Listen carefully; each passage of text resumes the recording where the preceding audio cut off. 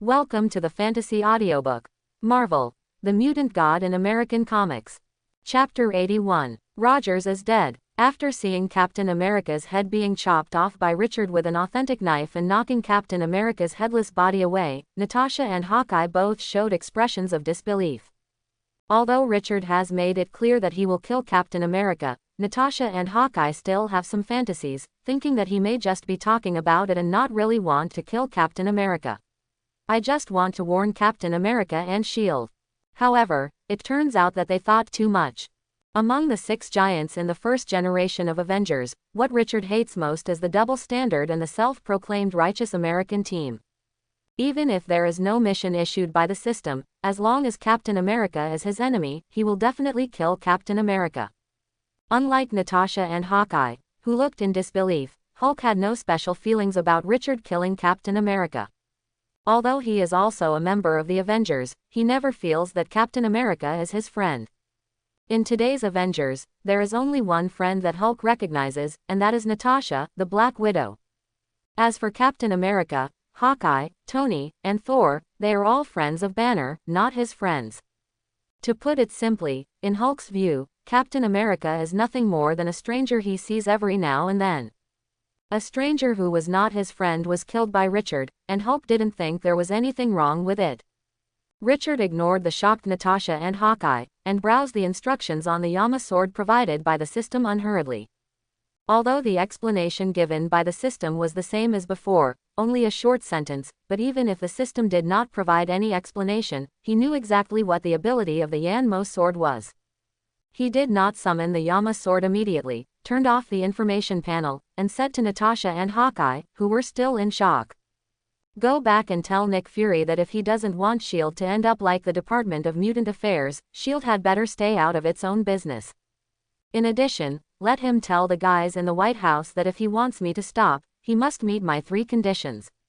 First, I don't want to see any wanted warrants or charges on me.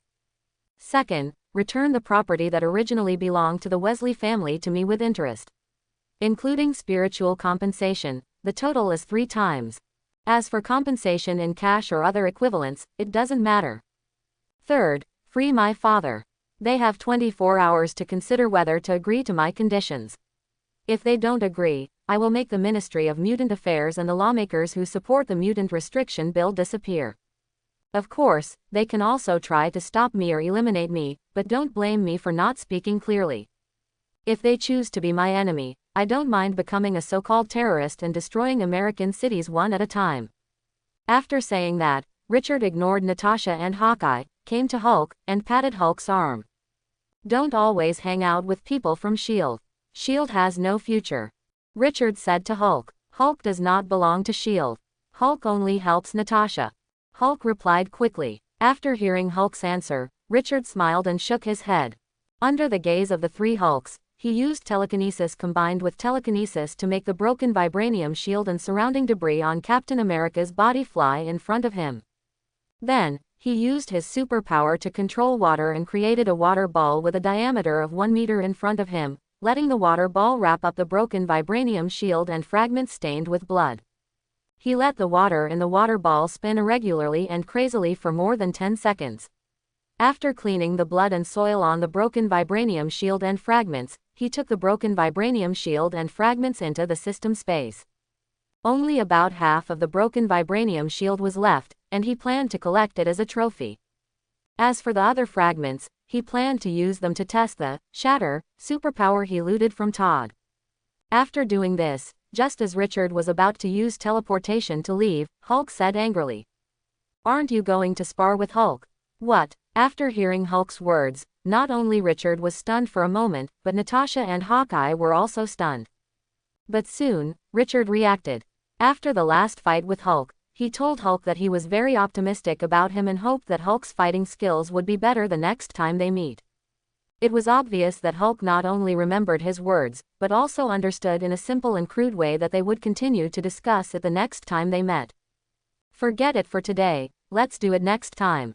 It's just been a few days since the last sparring session. You should practice for a while longer. After you have made obvious progress, we will sparring again," Richard said to Hulk. Oh. Hulk had a look of disappointment on his face. Let's go now, see you next time. After saying that, Richard used teleportation in front of Hulk and the other three, and disappeared in an instant. As he left, the water ball floating in the air disintegrated instantly, and the water flow fell to the ground with a thud under the influence of gravity. New York. To be precise, it is an unknown forest in the suburbs of New York. Richard did not immediately return to the White Queen's luxurious apartment in Manhattan, but came to this unknown forest. After arriving in the forest, Richard first took out a few fragments of the vibranium shield from the system space. Crush. Without any hesitation, he immediately used the crushing superpower. Vibranium, which is known for its solidity, immediately turned into fine dust-like powder in front of the crushing superpower that can destroy atomic connections. After taking a look at the vibranium powder in his hand, Richard continued to use the crushing superpower. This time, he destroyed all the atomic connections. In just a moment, the extremely fine vibranium powder disappeared like air, as if it had never appeared. After testing the crushing superpower, Richard began to summon the Yama blade. With a thought, the more than 1 meter long Yama blade appeared in his hand together with the scabbard. In the game, the appearance of the Yama blade has changed several times. White handle, black bottom, paired hexagonal blade. There is a complex infinity symbol-shaped golden pattern on the handle, and the center is a golden oriental dragon. Without looking at anything else, just looking at the blade, Richard knew that the Yama blade he got was the same as the one in Devil May Cry 5. The first generation of Yama sword had an octagonal blade, while the blades in Devil May Cry 3 and Devil May Cry 4 had an elliptical blade. Only in Devil May Cry 5 did the blade of Yama sword become a pair of hexagons. Richard didn't care about the appearance of Yama sword, and held the scabbard of Yama sword with his left hand in the reverse grip of a katana. Then, he held the handle with his right hand and drew the sword out of the sheath in a flash. Dimension Slash. Without any hesitation, Richard immediately performed Dimension Slash. A thick tree dozens of meters away from him was immediately locked by Dimension Slash, and the crescent-shaped, sword energy, immediately chopped the tree into more than 10 pieces. Although he had performed Dimension Slash many times before, he had used the authentic sword to perform Dimension Slash before. This was the first time he used Yama sword to perform the matching Dimension Slash. At the moment when the sword was drawn out of the sheath, he was so keen that he noticed the difference between the two. Performing Dimension Slash with an authentic sword is no different from swinging a sword normally, and there is no action of putting the sword back into the sheath. When performing the Dimension Slash with the Yama blade, Richard instinctively retracted the blade back into the sheath. In the eyes of ordinary people, he did not completely pull out the Yama blade when performing the Dimension Slash with the Yama blade, but only pulled out a small part of the blade and retracted the blade. However, the fact is that he not only pulled out the Yama blade completely, but also retracted the blade back into the sheath at a speed as fast as lightning, exceeding the limit of human vision. Although the Yama blade has an extra action of retracting the blade back into the sheath, Richard not only does not find it troublesome but also likes this action very much. Cool. To be precise, it is very cool. Using the speed that exceeds the limit of human vision to draw and sheath the blade, he performed the amazingly powerful and indestructible Dimension Slash. This set of actions is not only cool, but also very cool. After performing the ordinary Dimension Slash, Richard performed the continuous Dimension Slash. After the ordinary Dimension Slash, there are 3 more powerful FS Dimension Slashes. Swish swish swish swish. After 4 consecutive lightning-fast sword retractings and chopping the tree trunk that had not yet fallen to the ground into hundreds of pieces with continuous dimensional slashes, Richard stopped performing continuous dimensional slashes with satisfaction. Putting the Yama sword back into the system space, he performed telepathic transmission and returned to the White Queen's luxurious apartment. Without waiting for the White Queen to ask, he was in a good mood and picked up the White Queen, who was sitting on the sofa in the living room, wearing a white dress and showing her round and slender legs perfectly, and walked towards the bedroom. Soon, the sound of a fierce debate symbolizing the origin of life sounded in the bedroom. S.H.I.E.L.D. Triskelion headquarters. The director's office. Nick Fury looked at Natasha, Banner, and Hawkeye sitting on the sofa with a solemn expression, and hesitated to speak. Captain America's body had been sent back and was sent to the S.H.I.E.L.D. laboratory as soon as possible.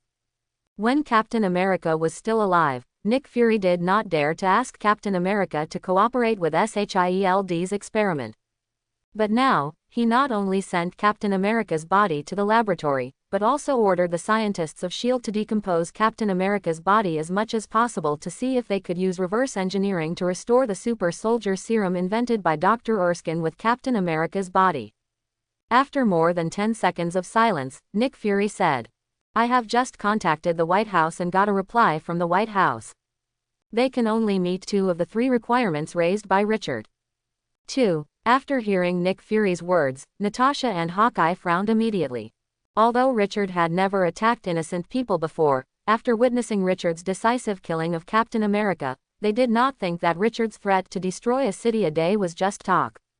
If the White House could not agree to all of Richard's conditions, with Richard's character, it would most likely be regarded as the United States wanting to continue to go to war with him. "Which condition can't they meet?" Natasha asked immediately.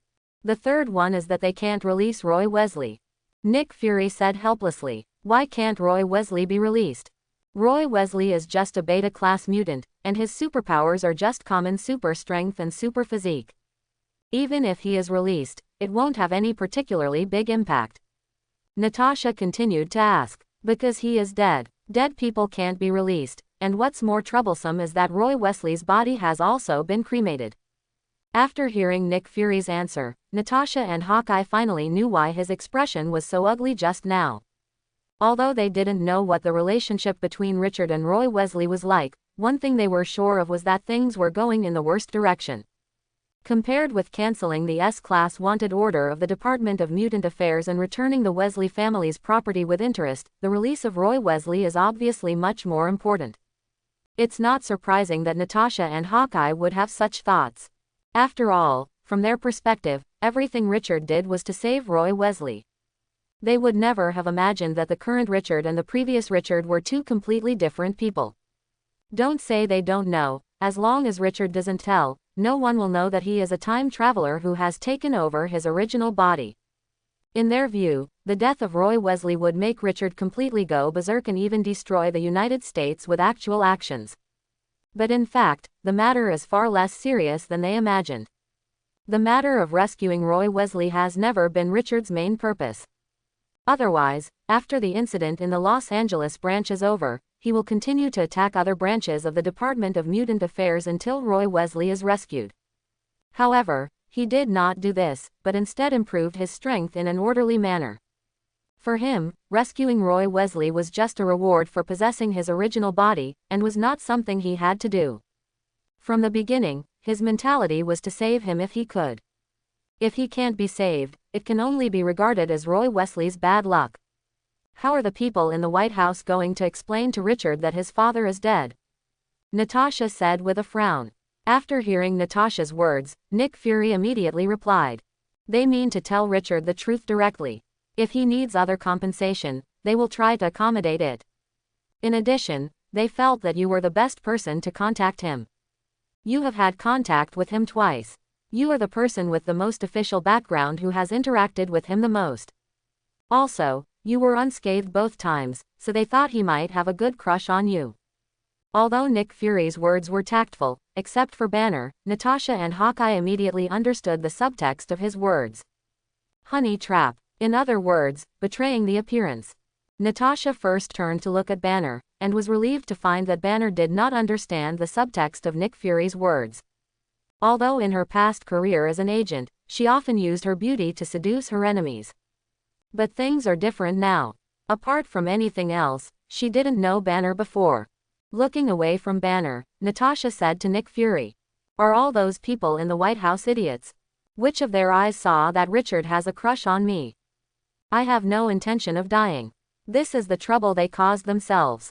Let them contact Richard themselves. 8 o'clock in the evening. Manhattan. The White Queen's apartment. After a pleasant afternoon of chatting in the bedroom and taking a bath together in the bathroom, Richard and the White Queen are now enjoying dinner tonight in the restaurant. Although the White Queen repeatedly said that she could cook dinner by herself, considering that she only knows how to cook American dishes, Richard finally decided to eat takeout tonight. Since he ordered takeout, of course he wouldn't order French fries, hamburgers, pizza, etc. Richard found a Chinese restaurant with mostly good reviews in Chinese on the internet and ordered all the signature dishes in the restaurant. Although the portion was a bit large and had reached the level of a family dinner, he was not worried about wasting it. For him, who has a super physique, it is a simple thing for one person to finish the food for 5 or 6 people. After enjoying a Chinese dinner that suits their tastes better, Richard and the White Queen sat on the sofa in the living room and chatted. For example, is it better to hold the debate in the living room or in the bathroom before going to bed? During the debate, should the White Queen wear white silk or black silk? And so on. Although some topics of conversation are not suitable for children, they are all adults, and it is normal to talk about such topics. Just as they were discussing these topics, the evening news that was being broadcast suddenly broadcasted the White House press conference. Unlike the usual press conferences, not only did the White House press conference not have any reporters attending, but even the photographers were arranged by themselves. Seeing the sudden broadcast of the press conference, Richard picked up the remote control and switched to other news channels. No matter which channel, it is now broadcasting this sudden press conference. Obviously, all major TV stations have received mandatory requests from the White House. After discovering that other news channels were also broadcasting, Richard turned up the volume of the TV and looked forward to the next content. After a joint investigation by multiple departments, it has been determined that the Minister of Mutant Affairs Filippo Todd and Deputy Minister Winston Lambert have repeatedly violated relevant laws, abused their power, illegally arrested mutants who had never committed crimes, and issued wanted warrants during their tenure. The White House spokesman standing on the stage read the prepared manuscript with emotion. After reading the manuscript for nearly 5 minutes, the broadcast ended. Although the White House spokesman said a lot of things, it can be summarized into 3 things.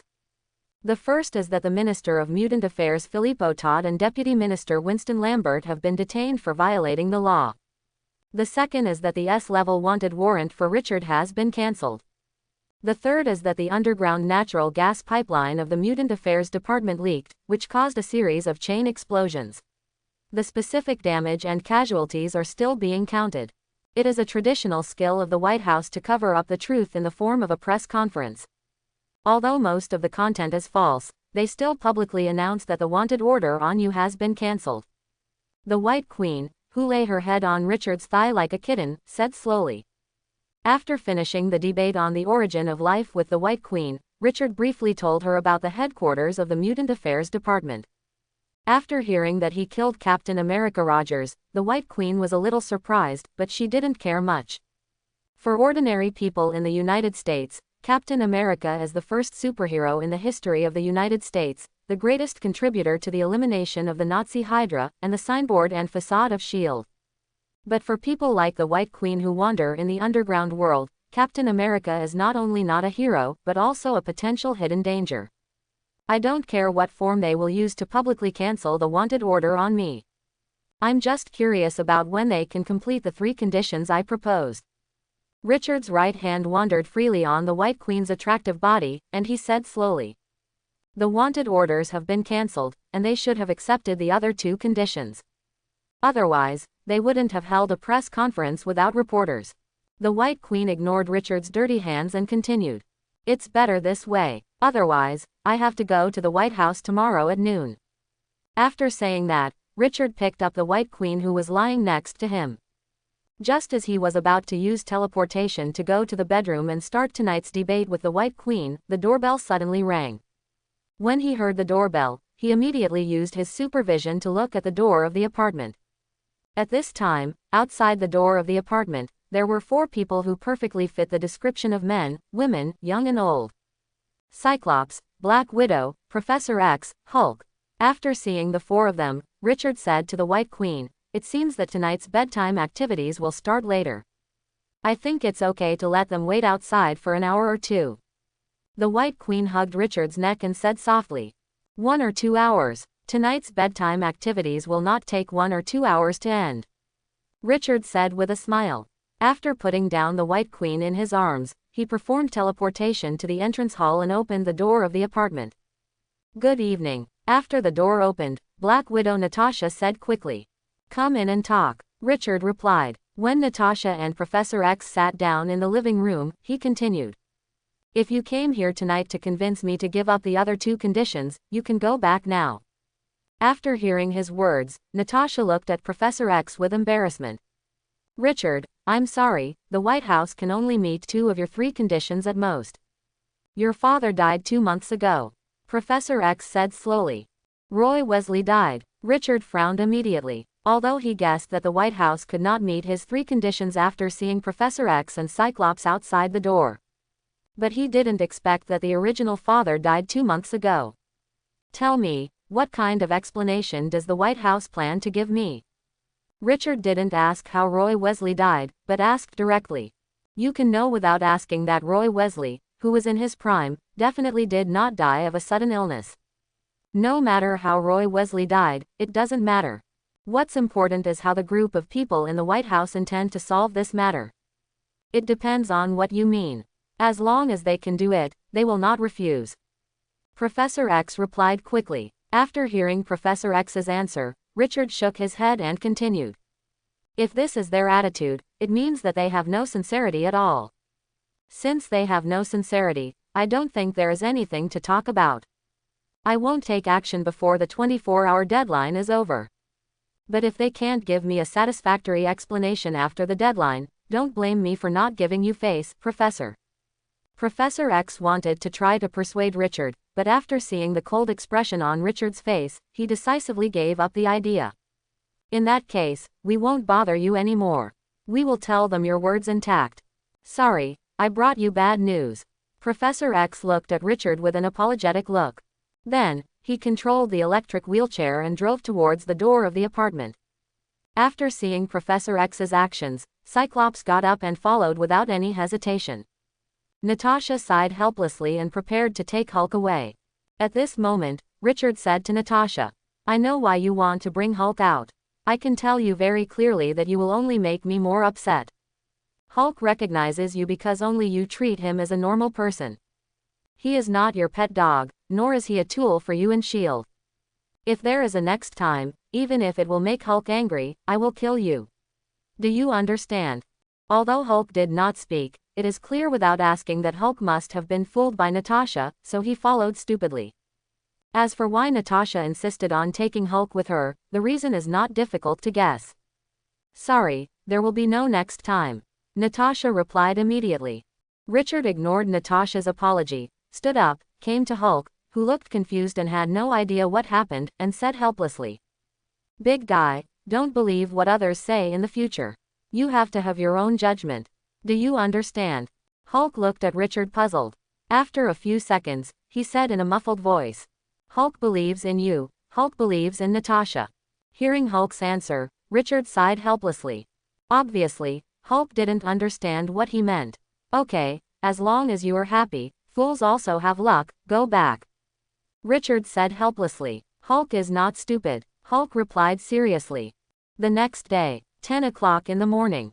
Richard met Natasha again. To be precise, he brought Natasha, who was told by the White House. Unlike last night, she was the only one who came this time.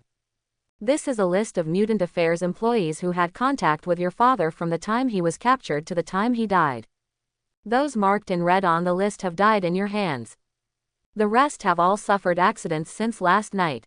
Car accidents, sudden heart attacks, food poisoning, experimental accidents, home robberies, falls from buildings, suicides, disappearances. Their names and information are all in there, you can verify it. In addition, your previously blocked bank accounts and identity documents are now unblocked. Before I came here, $1.5 billion were transferred to your bank account in 3 installments. This is a reissued bank card, and the password is still the one you used before.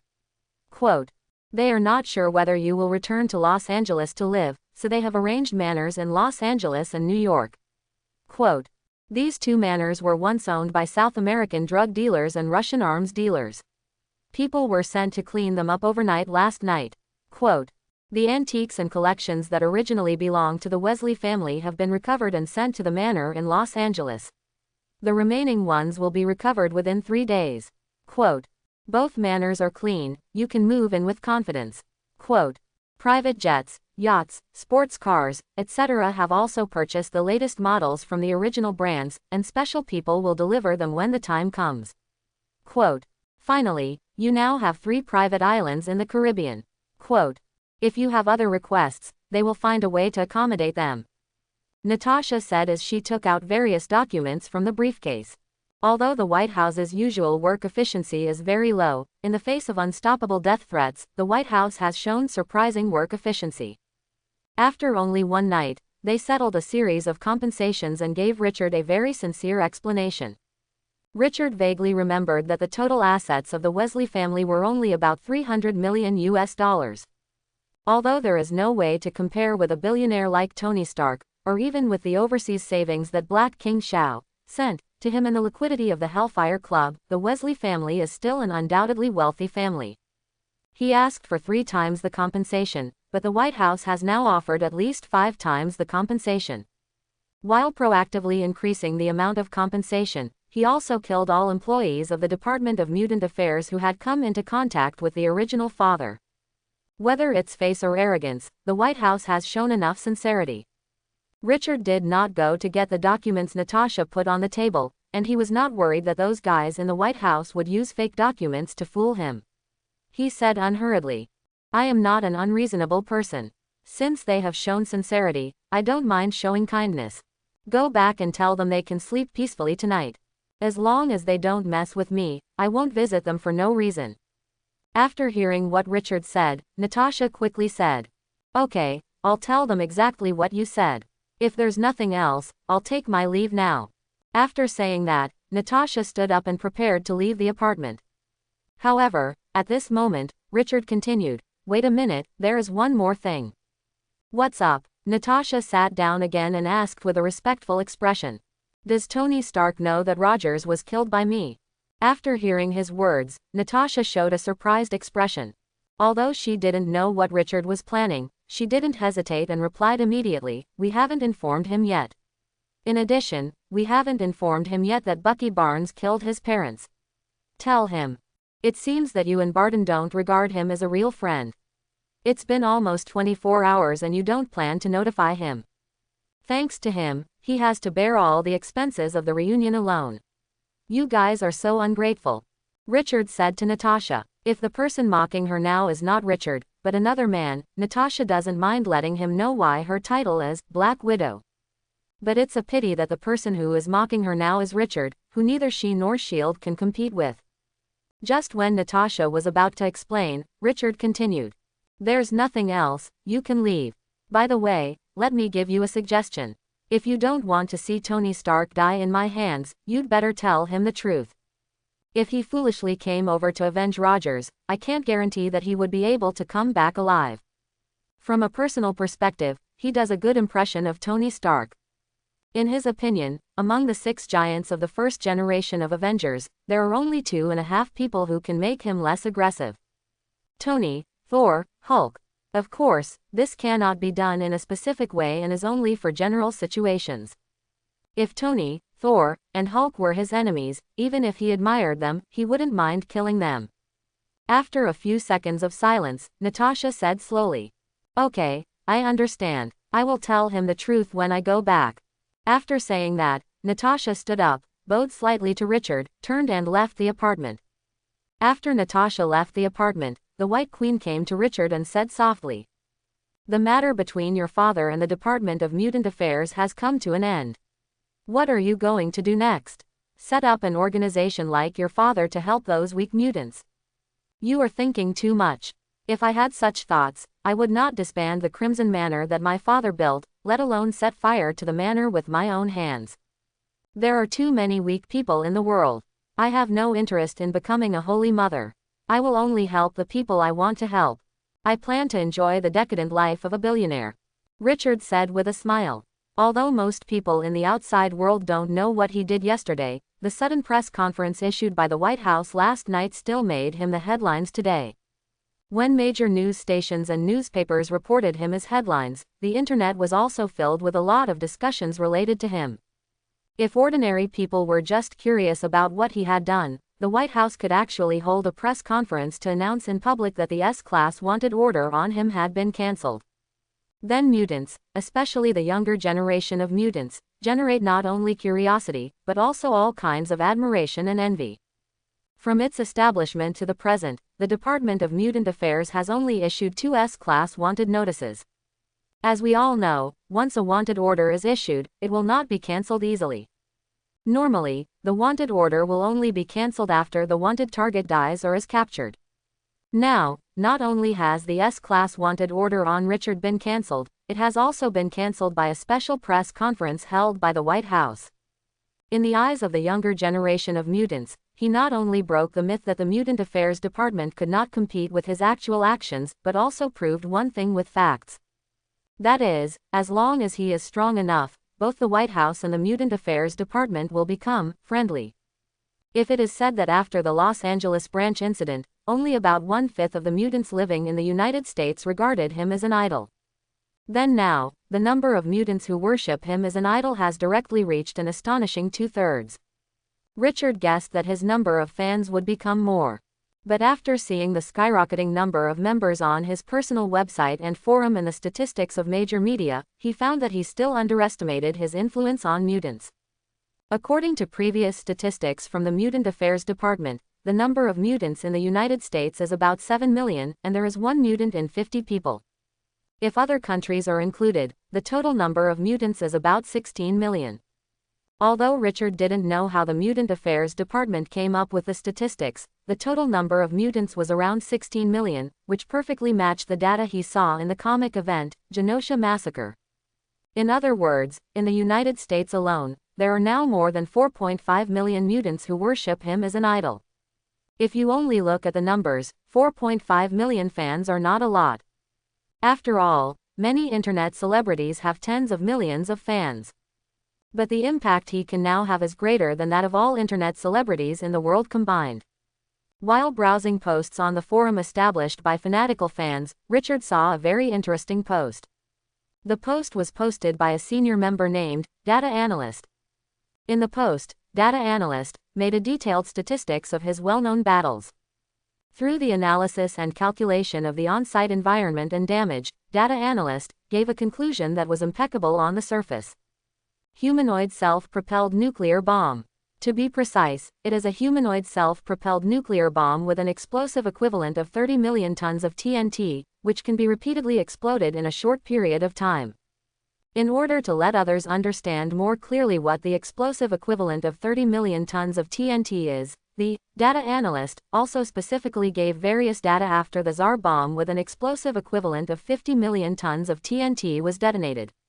The radius of the explosion fireball reached 4,600 meters, and the mushroom cloud was about 64 kilometers high and nearly 40 kilometers wide. The explosion shock wave spread over a range of 1,000 kilometers, and the Eurasian continent moved 9 millimeters southward because of the explosion. Although from the perspective of explosive equivalent, Richard is not as good as the famous Tsar bomb. But compared with the Tsar bomb that can only be detonated once, his humanoid self-propelled nuclear bomb can be detonated multiple times. This post not only caused a frenzy of discussion in the forum, with more than 3,000 replies, but also was quoted by some newspapers and news TV stations. Not only that, this data analyst also counted the damage to the headquarters of the Mutant Affairs Department. Although the White House's answer last night was that the damage to the headquarters of the Mutant Affairs Department was a chain explosion caused by a natural gas pipeline leak. But obviously, anyone who has seen the appearance of the headquarters building of the Department of Mutant Affairs will not believe the White House's statement. The smooth and flat fracture of the headquarters building is not the damage caused by a natural gas explosion. The explanation given by the White House is indeed nonsense, but people who know a little about the United States are not surprised. The United States called laundry detergent a chemical weapon of mass destruction back then. Compared with this, it is relatively more reasonable for a natural gas explosion to blow a mirror-like smooth fracture of a reinforced concrete building. Although the probability is so small that it can be almost ignored, it is much better than laundry detergent being a chemical weapon of mass destruction. Noon, a well-known French restaurant in Manhattan that requires reservations 3 weeks in advance to get a seat. Richard and the White Queen enjoyed the French meal in front of them calmly. Although they did not make a reservation in advance, when they arrived at the door of the restaurant, the waiter at the door took them into the restaurant eagerly. They did not use telepathic superpowers, let alone threaten the waiter. The reason why they could come in so easily was very simple, because the owner of this restaurant was the White Queen. Although the White Queen was not as rich as the Black King Shao, she was still a rich woman compared to ordinary people. In addition to liking to buy clothes and bags like other women, she also had a great interest in doing business. According to her, women must have their own careers. This famous French restaurant is one of her careers. They ignored the gazes and scrutiny of other customers, and talked and laughed while tasting the French meal in front of them. Just as they finished their appetizers and were about to taste the first course, a red and gold figure flew towards the restaurant at supersonic speed like a missile. Although the flight speed was very fast, people quickly recognized the figure whizzing through space. Iron Man. Soon, Tony Stark in armor came over the restaurant. Under the gaze of pedestrians and waiters, Tony Stark landed at the door of the restaurant. The next second, the armor was activated, and he walked out of it wearing casual clothes. He ignored the waiter at the door and walked straight in, walking towards Richard with an angry face. "You killed Rogers," Tony said immediately when he came to Richard. His voice was loud, and from the tone, he was still unhappy, or very angry. Not only Richard and the White Queen heard his words, but most of the customers in the restaurant heard them. Without any suspense, the customers in the restaurant immediately showed unexpected expressions, and their eyes gathered on Richard. "Yes, I killed him. If you are here to help him get revenge, I suggest you think carefully about whether it is worth it." Unlike Tony, who was angry, Richard's expression was very calm now. After speaking, he picked up the red wine glass in front of him, took a sip, and looked at Tony calmly. After hearing Richard's words, Tony fell silent. Then, he asked the waiter next to him to bring a chair. After sitting down next to Richard and the White Queen, he continued, "Rogers is my friend. Barnes, who killed your parents, is also his friend. In addition, in his opinion, you are not as important as Barnes." Richard looked at Tony, who was gradually calming down, and said slowly. Just when Tony was about to continue to say something, the voice of the White Queen rang out. "There are several people sending text messages now, ready to reveal that you killed Rogers. Do you need me to stop them?" The White Queen said to Richard. "No, let them send it. I don't mind if this spreads. Anyway, it won't be me who has a headache," Richard said with a smile. In the United States, Captain America does have many fans. Not only that, many people even grew up listening to his heroic stories. For example, Phil Coulson, the 8th-level agent of S.H.I.E.L.D., is a loyal fan of Captain America. But Richard still didn't worry about other people knowing that he killed Captain America. From the first day he crossed into this world, he never thought about being a respected and beloved superhero. Of course, he didn't plan to be a supervillain who conquered the world. If he had to give himself a position, anti-hero would be a little more suitable for him. After hearing Richard's answer, the White Queen stopped telepathy and ignored the customers in the restaurant.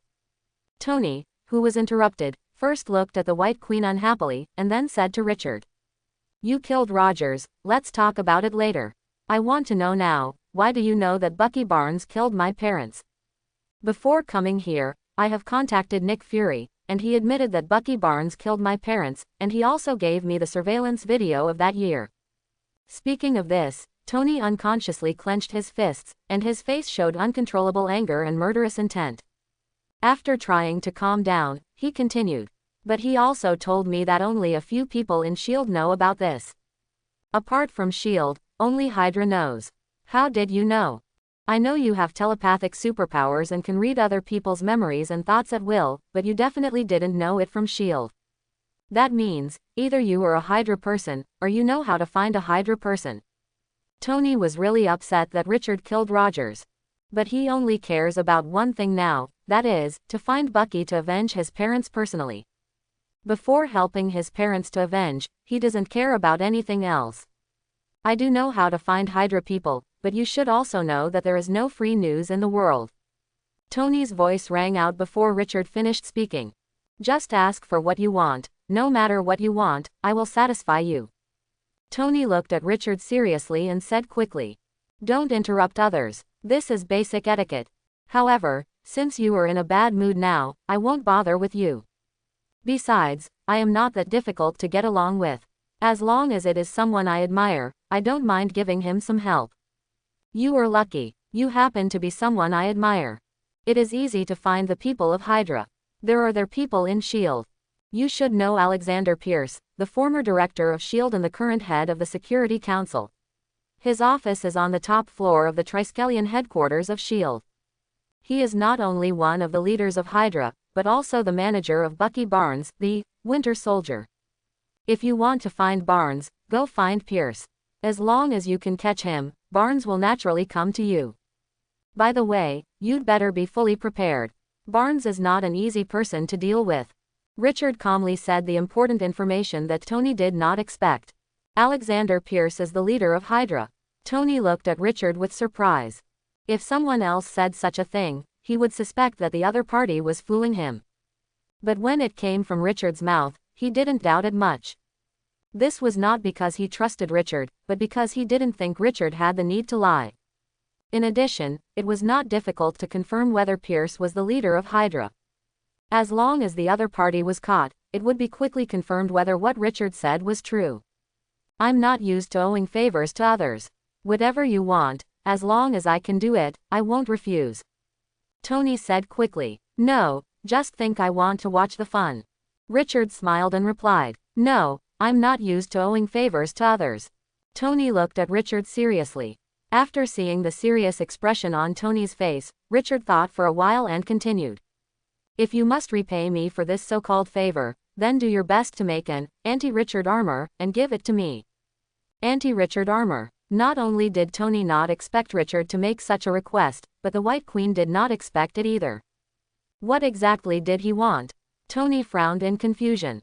After a few seconds of silence, he continued, "If this is what you want in return, I will meet your condition.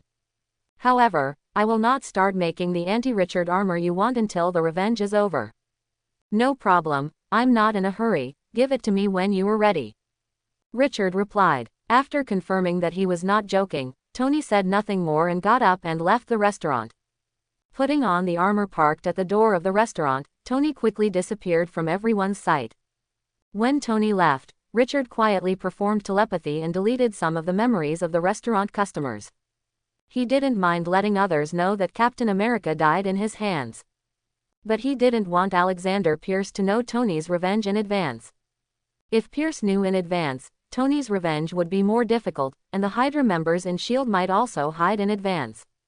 After all, Hydra is not ready to go to war with S.H.I.E.L.D.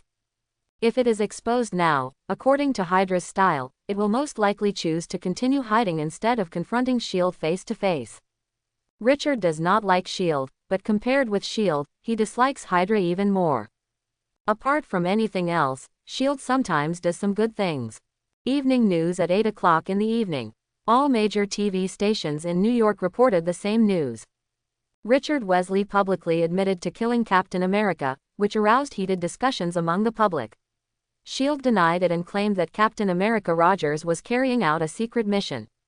Iron Man Tony Stark broke into the S.H.I.E.L.D. headquarters and kidnapped the minister of the Security Council. He had a fierce exchange of fire with S.H.I.E.L.D. agents. S.H.I.E.L.D. issued a notice stating that the minister of the Security Council Alexander Pierce was participating in a special exercise jointly organized by the Avengers and S.H.I.E.L.D. As Richard expected, he and Tony both appeared on the evening news of major TV stations, making them even more famous. In addition, the response from S.H.I.E.L.D. was also within his expectations.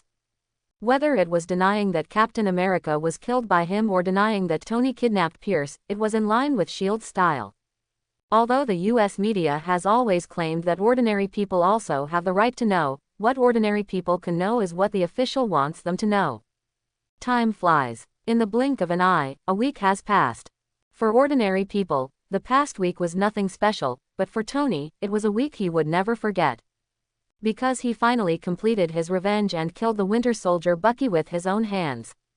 Manhattan. The White Queen's apartment. Although the White House compensated him with 2 manors, and one of them was in the suburbs near New York, Richard has not moved there until now. It's not that the manor in New York is not good enough, but he has no intention of moving for the time being. For him, whether he lives in a manor, a luxury apartment, or a cabin in the forest, it doesn't matter. What matters is whether he likes it or not. Compared with the manor compensated by the White House, he now prefers the luxury apartment of the White Queen. Tony, wearing sunglasses and an expensive custom suit, sat on the sofa in the living room. Just like at home, he picked up the bottle of whiskey in front of him that cost as much as $50,000 and poured out 2 glasses. Then, he handed one of the glasses to Richard. Richard took the whiskey handed by Tony and said, "From your appearance, you not only completed your revenge, but Nick Fury also agreed to help you clean up the mess. How did you convince him?" Tony picked up his own glass and took a sip, answering Richard's question casually. "I don't need to convince him. I told him that if he doesn't find a way to deal with the aftermath, then I can only tell the truth. The Minister of the Security Council is the leader of Hydra, and a large number of Hydra spies are hiding in S.H.I.E.L.D. If these things are known to the outside world, S.H.I.E.L.D. will be deprived of all powers even if it is not disbanded. He wants to keep S.H.I.E.L.D., so he can only find a way to help me deal with the aftermath." After hearing what Tony said, Richard smiled and said, "I didn't expect you to use this method. I thought you were not interested in the methods commonly used by politicians. Let's not talk about this. You brought a bottle of whiskey that costs up to $50,000 here. It shouldn't be to chat with me. Tell me, what do you want to talk to me about?" After speaking, Richard raised the glass in his hand and took a sip. Although he didn't know much about whiskey, he had to admit that whiskey that costs $50,000 tasted really good. "Nothing else, I just came to chat with you," Tony replied quickly. "Okay, stop pretending. Even if you want to chat, you won't chat with me, whom you've only met once. You do have fewer friends, but you don't have none. If you want to chat, Pepper, Happy, and Colonel Rhodes will be happy to accompany you. What's more, there is a 25-year age gap between you and me. According to the saying that there is a generation gap of 3 years, there is an 8-year generation gap between you and me." Richard exposed Tony mercilessly. He didn't need to use telepathy to read Tony's thoughts. He only needed to look at Tony's dark circles that couldn't be covered even with sunglasses to know that what Tony said was not true. "You know you are only 18 years old now. You don't look like an 18-year-old kid when you kill people." Tony immediately complained about Richard. Richard didn't understand Tony's complaints and continued to taste the precious whiskey Tony brought. Seeing that he was completely unmoved, Tony continued, "Do me a favor." "What favor?" Richard put down the glass and asked. "I can't sleep. Jarvis said I have severe anxiety. I tried taking sleeping pills, but I couldn't sleep either. As soon as I closed my eyes, the scene of my parents being killed by Barnes would appear in my mind. I thought I would be back to normal as long as I killed Barnes, but the result was worse." At this point, Tony took off his sunglasses and revealed his extremely obvious dark circles. Then, he continued, "In these 3 days, I slept for less than 2 hours in total. I'm not your psychiatrist, and our relationship is not good enough to help each other." Richard said seriously, "I know our relationship is not good enough, so I won't ask you to help for free. I know you have the superpower of telepathy. As long as you use telepathy to help me forget the scene of my parents being killed, or give me a false memory, no matter what reward you want, as long as I can do it, I will not refuse. Although I can also spend time to make a therapeutic device that forces the hippocampus to clear traumatic memories, it will take a lot of time to do it." Tony did not hesitate and immediately stated his true purpose.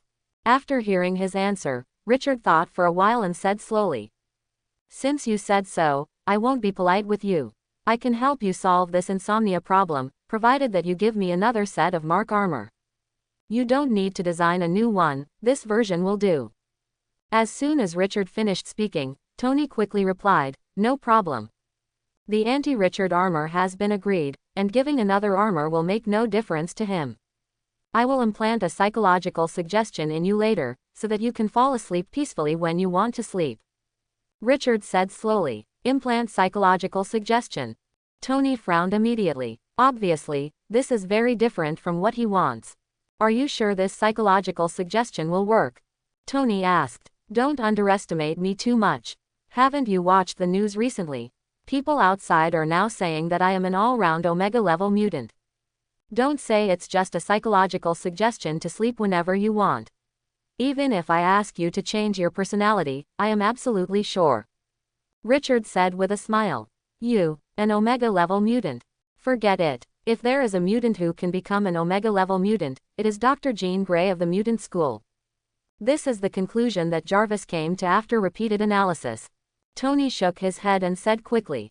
Just when Richard was about to refute him, the system's task panel suddenly appeared in his sight. Task: Son of the Devil IV. Task content: Defeat Dark Phoenix, Jean Grey. Task reward: True Demon Form. Task time limit: None. Defeat Dark Phoenix. After seeing the new task, Son of the Devil IV, suddenly released by the system, Richard frowned immediately. There is no task time limit, and the task reward is still Virgil's true demon form. Although he has not yet obtained Virgil's character template, he already has Virgil's Yama Blade, Phantom Sword, and Dimension Slash. If Virgil's true demon form is added, as long as Virgil's template is obtained, his fusion degree will immediately soar to a very high level, and it is not impossible to achieve 100% fusion degree in one step. Richard has completed many system tasks, but he only now discovered that the system will actually issue tasks without clear task time limits and rewards for complete templates. Not only that, the word, defeat, in the task description also made him concerned. The system does not care whether he kills important figures in the Marvel Universe. Captain America Rogers is a good example. The word, defeat, is used in the task description instead of killing, which means that in the judgment of the system, he does not have the strength to kill Dark Phoenix, Jean Grey. Is the Phoenix Girl in this universe so strong? This is not a comic universe. Several thoughts flashed through Richard's mind immediately. Tony could not see the task panel in front of him, but could only see that he suddenly frowned. Tony, who had no idea what was going on, asked in confusion, "Your psychological endurance can't be so poor, can you not stand a random complaint?" "I've already said it before, don't underestimate me, my psychological endurance is much stronger than you think. I will use telepathy to leave you a psychological hint that will last for a month. If you can't get better in a month, I will help you delete those painful memories." After saying that, without waiting for Tony to answer, Richard used telepathy to implant psychological hints in Tony's subconscious mind. For him, this was as simple as breathing. Seeing that he continued to taste the whiskey he brought within 2 seconds after he finished speaking, Tony asked in confusion, "Has it started, or has it ended?" For some reason, Richard always felt that Tony's words could easily make people have some bad associations. It's over. It's a simple thing for people with telepathic superpowers to implant psychological suggestion. It's as difficult as picking up the glass in front of you and drinking. Richard explained it briefly to Tony. "Okay, I hope your implanted psychological suggestion is useful." Tony picked up the glass and drank the whiskey in it. Afterwards, he stood up and continued, "There's nothing else to do. I'll go back first. If your implanted psychological suggestion doesn't work, I'll come to you again." Richard nodded without speaking. Under his gaze, Tony walked towards the viewing balcony in the living room, put on his armor and left the apartment. When Tony left, Richard also drank the whiskey in the glass and thought quickly. Although the system has now issued a new task, because there is no clear task time limit, he can't determine when Phoenix Girl will become Dark Phoenix. If this is the X-Men movie universe, he knows very well when Phoenix Girl will become Dark Phoenix. But unfortunately, this is not the X-Men movie universe. It's a bit difficult. Richard sighed in his heart. He was not particularly worried about how to defeat the Dark Phoenix. The system would issue a task at this time, which meant that he had the potential to complete the task with his current strength.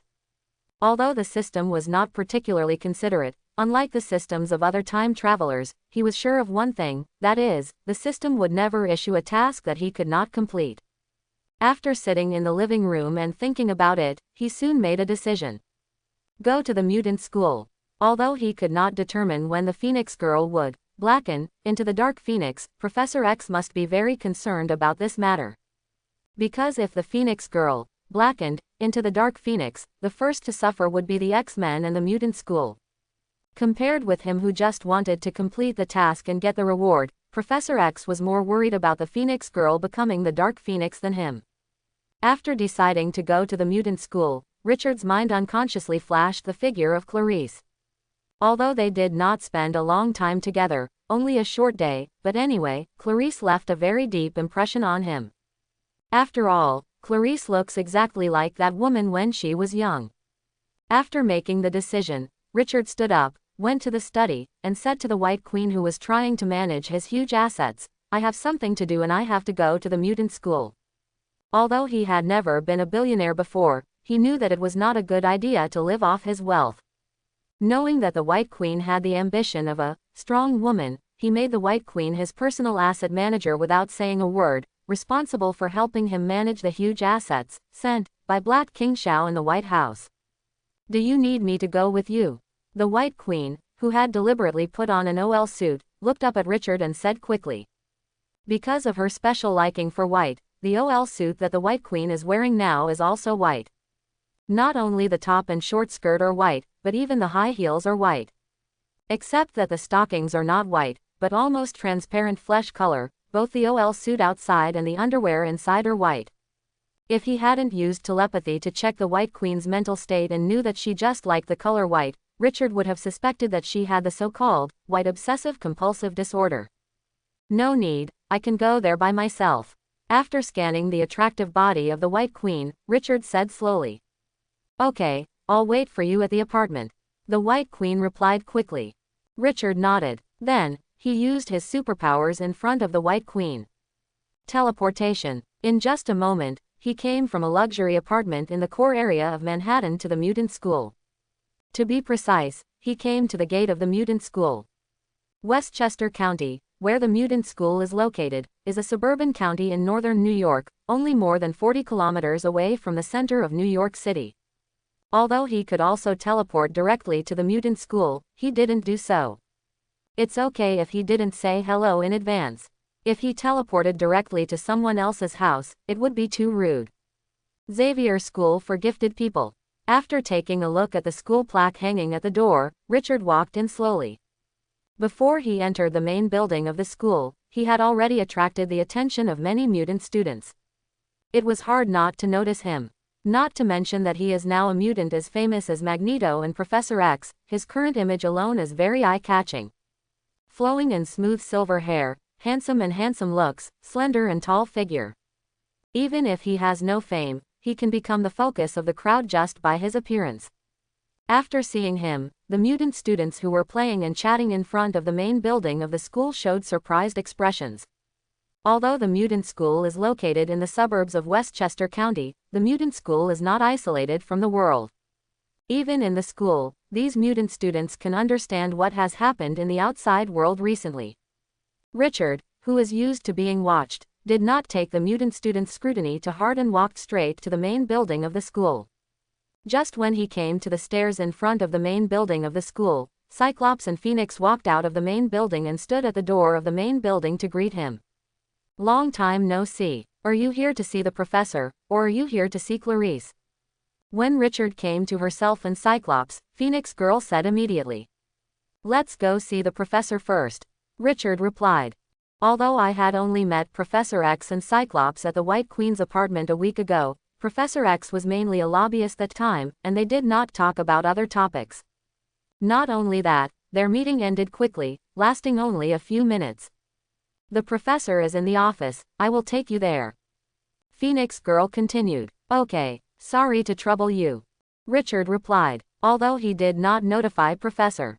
Following Phoenix Girl and Cyclops, Richard soon arrived at Professor X's office and met Professor X with a kind face and neat suit. "Professor, I came here without saying hello in advance. I hope I didn't disturb you professors," Richard said quickly. Although he doesn't really agree with some of Professor X's concepts and practices, one thing he must admit is that Professor X is indeed a good person who can help others for decades. "Don't bother, not at all. Let's sit down and talk." Professor X controlled the electric wheelchair and came to Richard and said quickly. "Okay." Richard nodded and sat down on the sofa in the reception area. "Jean, Scott, you go prepare for the afternoon classes," Professor X said to the two Phoenix women. Although he didn't know why Richard came here at this time, he knew without thinking that Richard definitely didn't come to visit the school. Okay, Professor, let's go out first. Phoenix Girl quickly replied. Soon, she and Cyclops left the office and gently closed the office door. After they left, Professor X said to Richard, Richard, you came here this time not to visit the school, or to meet me, an old man, right? Tell me, what do you want from me? Although Professor X is a good person, no matter who he is, Richard will not tell him about the existence of the system. He said slowly. I saw some clips of the future this morning. To be precise, it's a fragment of the future where Dr. Jean Grey becomes an Omega-level mutant. In these future clips, I see some serious things. A clip from the future. Does he also have the power to predict the future?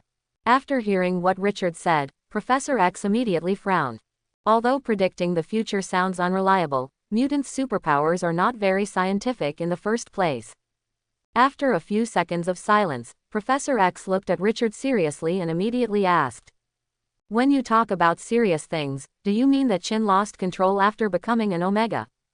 Yes, Richard quickly replied. In this universe, his profit advantage as a time traveler is indeed greatly limited, but not to the point of being completely useless.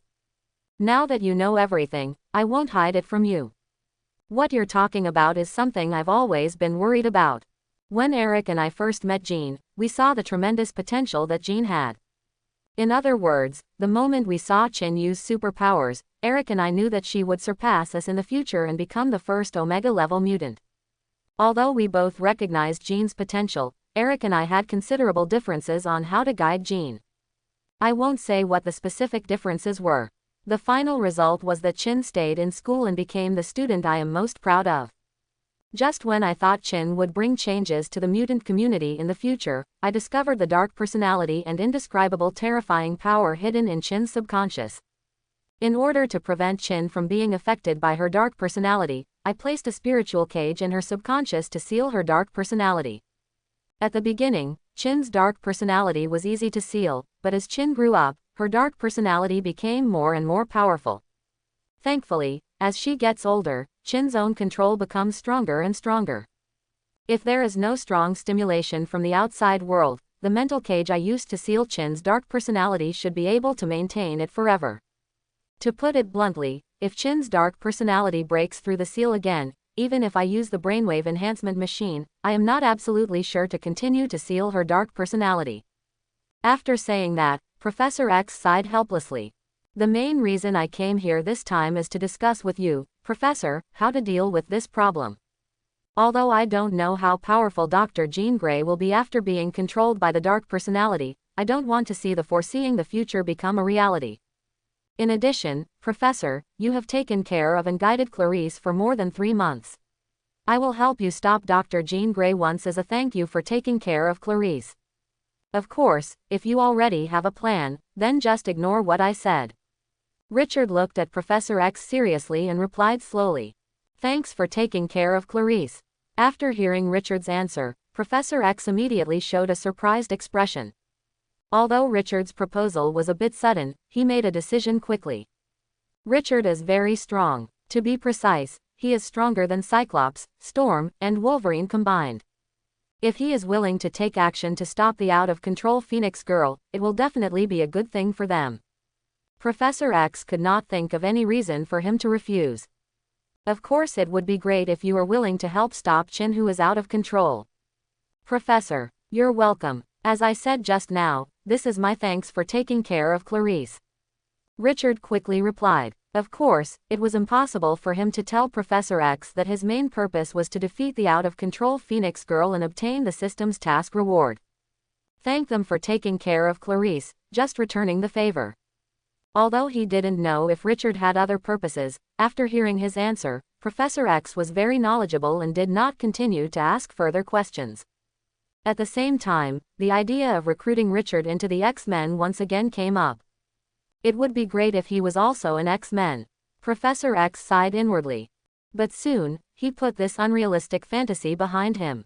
For most mutants, joining the X-Men is indeed a very happy thing. As long as there is a chance to join the X-Men, they will definitely join without a second thought. But it is a pity that Richard is among the small group of mutants who are not interested in the X-Men. In addition, compared to the X-Men, Professor X always felt that Richard was more interested in Magneto's Brotherhood of Mutants. He felt this way because the day after Magneto took away Wanda and Pietro, he called him a lonely old man to show off to him that he had a child, and they were twins. While showing off that he had a child, Magneto also told him that Wanda and Pietro were rescued by Richard from the Hellfire Club's Research Institute. On the surface, Magneto is simply expounding on the fact that Wanda and Pietro were rescued by Richard.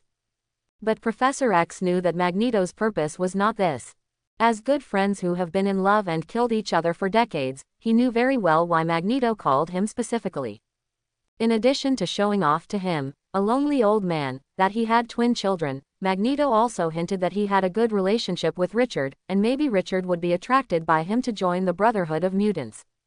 Neither Professor X nor Magneto have ever given up the idea of winning over Richard.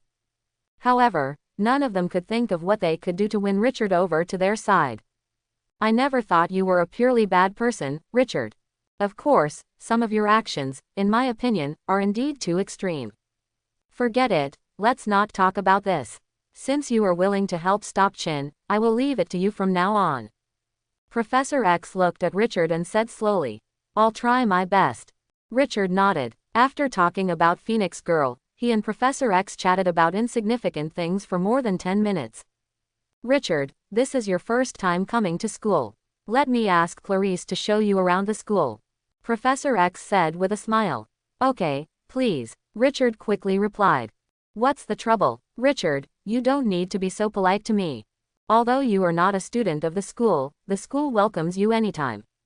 If you like, you can just live on campus.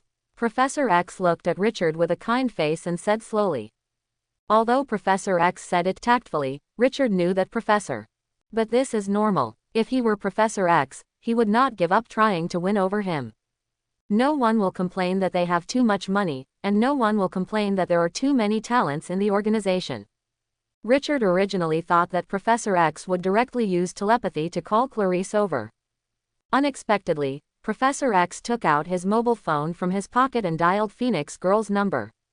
The call was quickly connected, and Professor X said to the Phoenix Girl on the other end of the phone, Jean, please ask Clarice to come to the office. After hanging up the phone, Professor X said to Richard, Do you think that what I'm doing is a bit unnecessary, that I have to use more troublesome means to solve a problem that can be solved through telepathy? A little bit, Richard replied. After hearing his answer, Professor. Not only that, frequent use of superpowers will also arouse the jealousy of others. People outside discriminate against mutants, on the one hand because some mutants look different from ordinary people, and on the other hand because people are jealous of the superpowers that mutants have. Jealousy is human nature, not just ordinary people, but mutants too. A few minutes after Professor X finished speaking, Phoenix Girl brought Clarice to the office. Clarice's appearance hadn't changed much from a few months ago. However, she looks more energetic and confident now than she did a few months ago. Clarice, you and Richard are also old friends. Please take Richard to visit the school. Professor X said to Clarice. Okay, Professor. Clarice replied immediately. Then I won't bother you, Professor. Richard stood up and said to Professor X. No need to interrupt, let's go visit the school. Professor X said with a smile. Richard and Clarice nodded and left the office. Are you still used to living on campus? After leaving the office, Richard immediately asked Clarice. Yeah, the classmates in the school are very friendly, and Teacher Chin and the others also taught us a lot. By the way, my current space door can open up to 100 kilometers. A look of, praise me quickly, appeared on Clarice's delicate white face. Not bad, great progress. Although Clarice's progress was nothing to him, Richard still praised her sincerely. After hearing his praise, Clarice immediately showed a happy expression and took him around the school like a guide. Except for the X-Men base underneath the school, Clarice took Richard around everywhere else. Classrooms, libraries, basketball courts, restaurants, dormitories, gardens, garages. During the visit to the school, Richard and Clarice received a lot of attention from students without any surprise. Even without using telepathy, Richard could tell that the glances cast by many male students were filled with jealousy and envy. Although Clarice has a typical Oriental appearance, her figure is not as hot as that of European and American girls of the same age. But there is a saying that goes well, if beauty reaches a certain level, the aesthetics will be completely unified. Obviously, Clarice is the kind of beauty who can unify people's aesthetics. After noticing the jealous looks from the male students around him, Richard immediately teased Clarice. It seems that in the past few months, what you have gained is not only the increase in the limit distance of the space gate, but also a lot of suitors. No, I don't have any suitors in school. I'm still single and not in a relationship. As soon as Richard finished speaking, Clarice became as excited as a cat that stepped on its tail and immediately replied. At the same time, she looked at Richard with her big light green Causilan eyes, with a look like, if you don't believe it, you're dead. What a big change. After seeing Clarice's expression, Richard sighed in his heart. If it were 3 months ago, Clarice would definitely not have such an expression. In the past, she followed saber-toothed tigers to hide in Tibet, and she didn't have many opportunities to meet girls of the same age, let alone have so-called best friends. After living with her peers in a mutant school for 3 months, she successfully recovered to what she should be at this age. Looking at Clarice in front of him, Richard said seriously, if you don't have a suitor, then I will be the one who has a headache. Why? Clarice showed a puzzled expression. Under Clarice's gaze, Richard said slowly, because it will appear that I have poor taste, or that my aesthetics is different from ordinary people, and I like an ugly girl that no other man likes. What? Clarice was stunned for a moment. Then, a shy crimson color immediately appeared on the delicate and fair face of Gwazi. Although she had no experience in love, just like Richard who had a strong interest in her at the first sight, she also had a strong interest in Richard at the first sight. When she met a handsome and powerful man of the opposite gender who was similar to her own age at the age when her love affair first started, it would be abnormal for her not to be moved at all. Not to mention that Richard had a life-saving grace for her. Although she and Sabertooth Tiger would be caught, it was mainly because they met Richard, which led to their whereabouts being exposed. But it was obvious that she didn't care. You like me? Clarice asked shyly. Looking at the pretty and blushing Clarice, a sentence immediately flashed in Richard's mind. There aren't many truths in this world, and a woman's blush is worth more than a long paragraph of dialogue. Richard knew what kind of answer Clarice wanted to hear, but after seeing Clarice's shy look at this moment, he still had the urge to tease Clarice unconsciously. No, you heard it wrong. What I just said is that ugly girls are the ones no one chases. Ugly girl. Clarice, who was fully expecting Richard to admit again, was stunned for a moment when she heard this answer, and then puffed up her cheeks. I'm not an ugly girl. After staying at the mutant school for almost an hour, Richard used teleportation to return to the White Queen's apartment. He did not bring Clarice back, nor did he do some of the things that lovers like to do with Clarice in the mutant school. Although Clarice has changed a lot compared to 3 months ago, like Wanda, he doesn't plan to taste Clarice's delicacy yet. Whether it is Clarice or Wanda, it is not the best time to taste them yet. A good hunter must have enough patience. Time flies. Unconsciously, 3 months have passed. Richard thought that he didn't need to wait long for Phoenix to lose control and become the Dark Phoenix. But it turned out that he thought too simply. In the past 3 months, Phoenix didn't lose control and become the Dark Phoenix, and there was no abnormal situation. Not only that, perhaps because of his reminder, Professor X deliberately reduced the number of times Phoenix went out to perform tasks. Although Phoenix has not lost control yet, there is no time limit for this mission, so Richard is not in a hurry and waits patiently for the opportunity to come. In these 3 months, he enjoyed the wonderful life of a billionaire in New York. Knowing that he was not short of money at all, Tony, who had solved the problem of anxiety and insomnia, pulled him into the social circle of New York's upper-class society and let him experience what the lower-class life of the upper class was. Although this kind of life is very decadent, Richard has to say that this kind of life is still very interesting. Those socialites, ladies, and socialites in the upper class are not mentioned. During these 3 months, he also saw many actors, models, reporters, flight attendants, female college students, etc. who wanted to squeeze into the upper-class circle at all costs. After experiencing the low life of the upper class, Richard began to understand why Tony, a standard science and engineering man, became a well-known playboy before becoming Iron Man. Not to mention Tony, even he, after experiencing this kind of life several times, showed signs of developing into a playboy. Lust is the root of all evil. Love is a steel knife that scrapes the bones. Say no to gambling and drugs, start with me. Although he lived the bohemian life before Tony, Richard did not give up his practice in these 3 months. After 3 months of practice, he successfully upgraded 8 Swords Flash and Dimension Slash to level 4. Although other skills did not continue to upgrade, their proficiency has also improved significantly. More importantly, he increased the fusion degree of Sephiroth's template to 60%. It is indeed a good thing that the template fusion degree has increased from 45% to 60%. But this also brought a bad news. That is, he found that the fusion degree required for the one-winged angel form was much higher than he expected.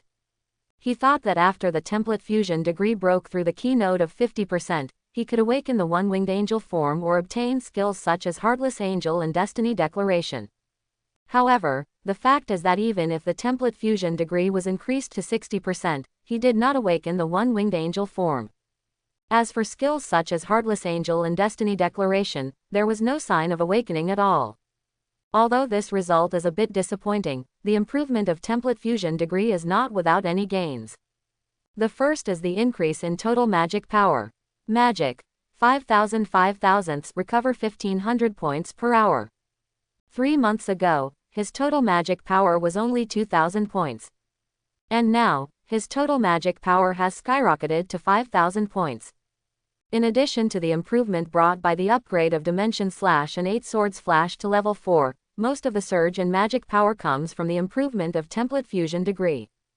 The second is the improvement of magic control skills.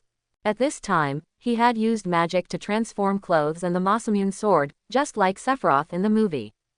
After mastering the skills in this area, he first experienced Sephiroth's complete dressing. Then he began to merge the Masamune sword and the Yama sword, turning the Masamune sword and the Yama sword into one. Whether it is the Masamune sword or the Yama sword, they are not ordinary metal weapons.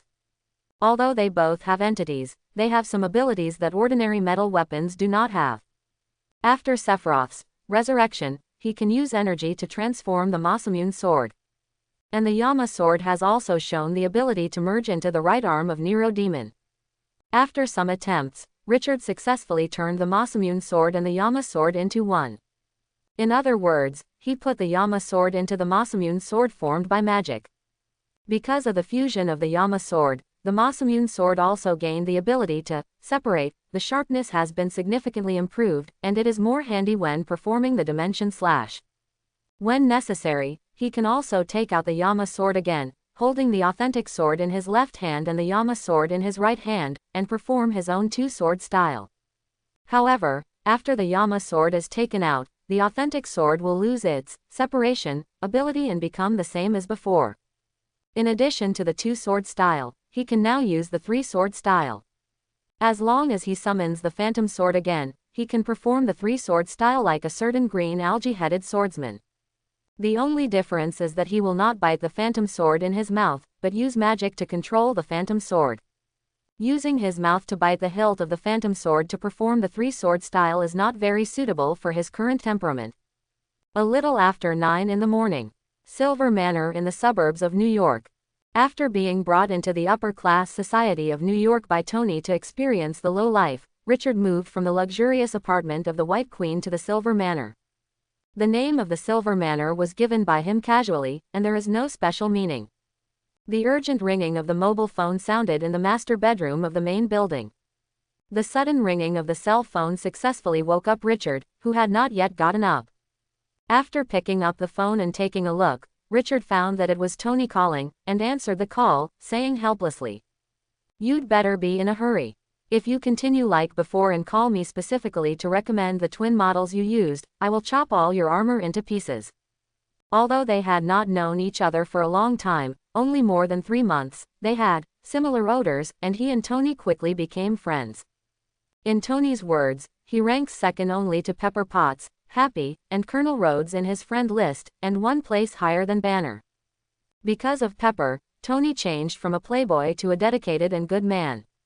And Richard began a life of galloping among thousands of flowers. Am I such a boring person? Tony's voice came from the other end of the phone. You are not like me, you are. Richard quickly replied.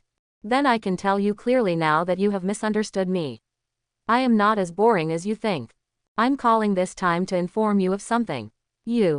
No, it should be said that you mutants are going to be in big trouble. Tony said in a serious tone. Are the mutants in big trouble? Richard immediately frowned. He took out the left hand that the White Queen had used as a pillow, and after sitting up on the bed, he continued, what big trouble will the mutants get into? Tony didn't show off and quickly replied, I received news that the X-Gene Cure potion was developed by Trask Industries.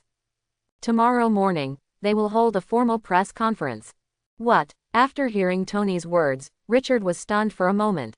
Whether it is the X-Gene healing potion or Trask Industries, he is no stranger to it. Not only that, he also knew what would happen with the emergence of the X-Gene healing potion.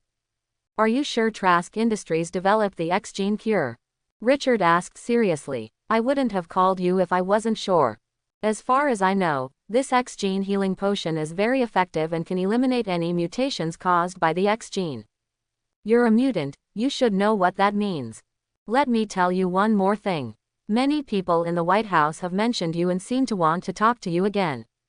Tony's tone also became serious. Would you like to chat with me again? If they're really going to do this, they better be prepared to suffer the consequences. Richard shrugged and said with a smile. In the eyes of others, all his powers come from the X-Gene. But only he knows that the X-Gene superpower is just part of his power. Even without the X-Gene superpower, he still has strength far beyond ordinary people. I've already informed you of everything that needs to be informed. It's up to you to think about what to do next. I have inquired about it. 2 months ago, the military ordered a batch of firearms that fire special bullets from several weapons production companies. I know you are strong, but the healing potion this time is really dangerous. Once injected, even you will lose your superpowers. However, even if you are caught, you don't have to worry too much. I will definitely find a way to rescue you. You are ranked 4th on my friend list, I will never let anything happen to you. Although he couldn't see Tony's expression, Richard knew that Tony was not joking. Don't worry, if I were caught so easily, I wouldn't live to be your friend. Okay, let's do this for now. Thank you for the news. After saying that, Richard hung up the phone and sighed. Did it still show up? He originally thought that the X-Gene healing potion would not appear in this universe. After all, this is not the X-Men movie universe, and the Statue of Liberty incident and the Akali Lake incident have not happened before. Although it was a bit surprising, he quickly accepted it. Even if this is not the X-Men movie universe, as long as the US official finds a mutant with the same superpowers as Leech, it will be a matter of time before a healing potion is developed.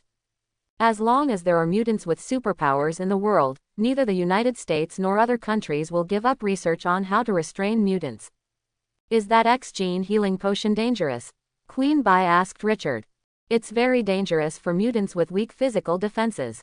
Richard replied. That shouldn't be a problem for you. The bullets can't even penetrate your skin, so you definitely don't have to worry. The White Queen said quickly. That's not good. X-Gene healing medicine may not only be used by injection. Who knows if they have developed other methods of use? For example, mixing it into drinking water and food, or studying airborne transmission. Richard quickly replied. If it was just the kind of healing darts in the movie, he really didn't have to worry. Even if he stood still and allowed others to fire healing darts, these healing darts would not be able to break through his defenses, let alone inject the healing potion into his body. But if Trask Industries develops other ways of using it, it's hard to say. Although the X-Gene healing potion came suddenly, he was now more concerned about Phoenix Girl losing control than the healing potion. He doesn't think that the appearance of the X-Gene healing potion at this time is a coincidence. In his opinion, the opportunity that caused the Phoenix Girl to lose control and become the Black Phoenix was most likely the X-Gene healing potion. Chapter 91. Mutant School. Not long after Richard learned that Trask Industries had developed the X-Gene Cure and would hold a press conference tomorrow morning, Professor X also learned about it. Whether it was personal assets or official connections, Professor X was not as good as Tony. But it was not difficult for him to know some inside information that ordinary people did not know in advance. In any case, the Xavier family to which Professor X belonged was also a well-established wealthy family in the United States. During World War II, the Xavier family was already an out-and-out wealthy family. Although Professor X had no interest in doing business or entering politics, over the years, both the family wealth and the network of contacts had improved significantly. After learning about the existence of the X gene cure, Professor X immediately notified Phoenix and Cyclops and others. X-Men Underground Base. Meeting room. Sitting at the front of the conference table, Professor X described the X gene cure in detail and asked Phoenix and others for their opinions. The X gene is not a disease and does not need to be cured. Not only that, we must destroy the X gene cure from the source. Even if they let mutants choose whether to inject it at the beginning, the authorities will force all mutants to inject it sooner or later. Just like the original mutant restriction bill. After Professor X finished describing the effects of the X gene cure, Cyclops said without any hesitation. As the current captain of the X-Men, he is the X-Men who has the most dealings with the authorities besides Professor X. To put it simply, he not only understands the style of the U.S. officials, but also knows how unscrupulous the U.S. officials will be in order to achieve their goals. Let's not talk about the distant past. Just take the last time he and Professor X went to the headquarters of the Department of Mutant Affairs to meet Filippo Todd and Winston Lambert. Not only was their meeting very unpleasant, but Tony and Lambert's attitudes almost made Professor X, who has always had a good temper, angry on the spot. Even Professor X was almost angry enough to use his superpowers on the spot, not to mention Cyclops. If Professor X hadn't stopped him, he would have wanted to destroy the headquarters of the Department of Mutant Affairs with a laser beam immediately. After Cyclops finished speaking, Storm's voice rang out. I agree with Scott's point of view. With the official style, it is only a matter of time before all mutants are forced to inject drugs. Instead of waiting until that time to stop them, it is better to stop them now. If we take action now, the initiative is on our side. After Storm finished speaking, Phoenix and Wolverine also expressed their opinions. As Cyclops' girlfriend, Phoenix certainly would not oppose Cyclops' point of view. As Phoenix's dog, except that Phoenix was unwilling to break up with Cyclops, Wolverine agreed with all Phoenix's decisions. In front of others, he is a cold Wolverine. In front of Phoenix, he is more like a King Kong dog. After listening to the opinions of Cyclops and the other four, Professor X was silent for a few seconds. Then, he slowly said, the birth of the X gene cure potion may not be all bad. For those mutants with obvious mutation characteristics and weak strength, the X gene cure potion can allow them to live the normal life they want. We cannot deprive them of their right to choose. However, we must also prevent the official from forcing every mutant to inject the cure potion. I will find out the source of the X gene cure potion as soon as possible. After the investigation, I will decide whether to completely destroy the source or control the source. Like Cyclops, Professor X is also very clear about the official style of the United States. But he does not agree to completely destroy the X gene cure potion. As he said just now, for those mutants who want to be ordinary people again, the X gene cure potion is their hope to restore normal life.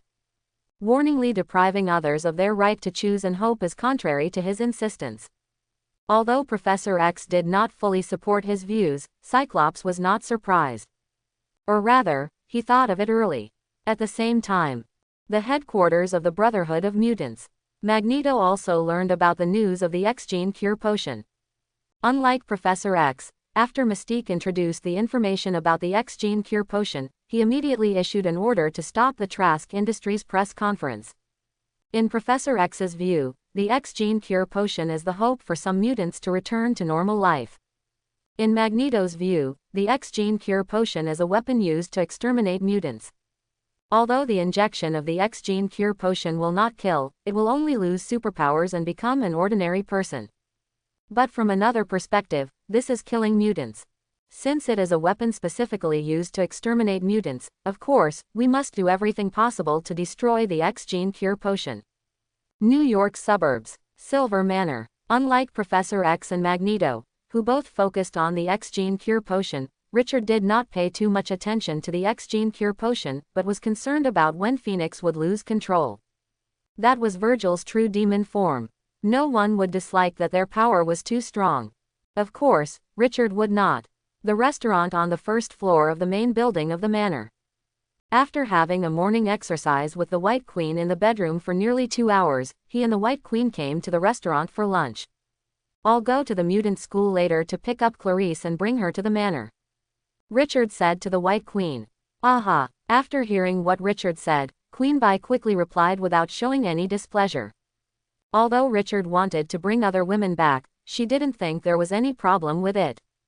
In addition, she now needs other people to help share the pressure. Richard said nothing more and concentrated on tasting the delicious Chinese lunch in front of him. After moving from the White Queen's apartment to the manor, he hired several Chinese chefs at high prices. Although there are no chefs from the 8 major cuisines, these chefs are enough to meet his daily Chinese food needs. After eating his lunch, Richard did not go to the mutant school immediately. Instead, he went to the study room and checked the internet for information about Trasco Industries. In the movie, it was not Trask Industries that developed the cure, but the Worthington Company. After a brief search on the internet, Richard discovered that the Trask Industries in this universe was still founded by Bolivar Trask. Not only that, he also invented the Sentry robot. The only difference is that the plot of the movie Days of Future Past does not take place in this universe. Although only some public information can be found online, for Richard, having this public information is enough. After browsing the information about Trask Industries, he immediately used teleportation. School for Mutants. After arriving at the mutant school, he originally planned to tell Professor X and then take Clarice away. However, Professor X did not think so. When did you know about the existence of the X-gene healing potion? Professor X asked about Richard. This morning. Richard replied. Then what are you going to do? Professor X continued to ask. Do nothing for now. Whether the X-gene healing potion is invented or not, my principle of doing things remains the same, that is, I will not offend others unless they offend me. If anyone thinks that having the X-gene healing potion can defeat me, I will let them know how wrong this idea is. If you have nothing else to do, Professor, then I will go see Clarice first. Richard said calmly. After hearing his answer, Professor X quickly said. I have something to ask you. What's up? Richard looked at Professor X suspiciously. If anything happens to me, I want you to go see someone. Professor X said with a solemn expression. Meet someone. After seeing the solemn expression on Professor X's face, Richard frowned slightly. He didn't know if it was his own misunderstanding, but he always felt that the current Professor X seemed to be announcing his funeral arrangements in advance. Meeting whom? Richard continued to ask. I can't tell you the specific person yet. However, I have made arrangements. If something happens to me, someone will send you a letter.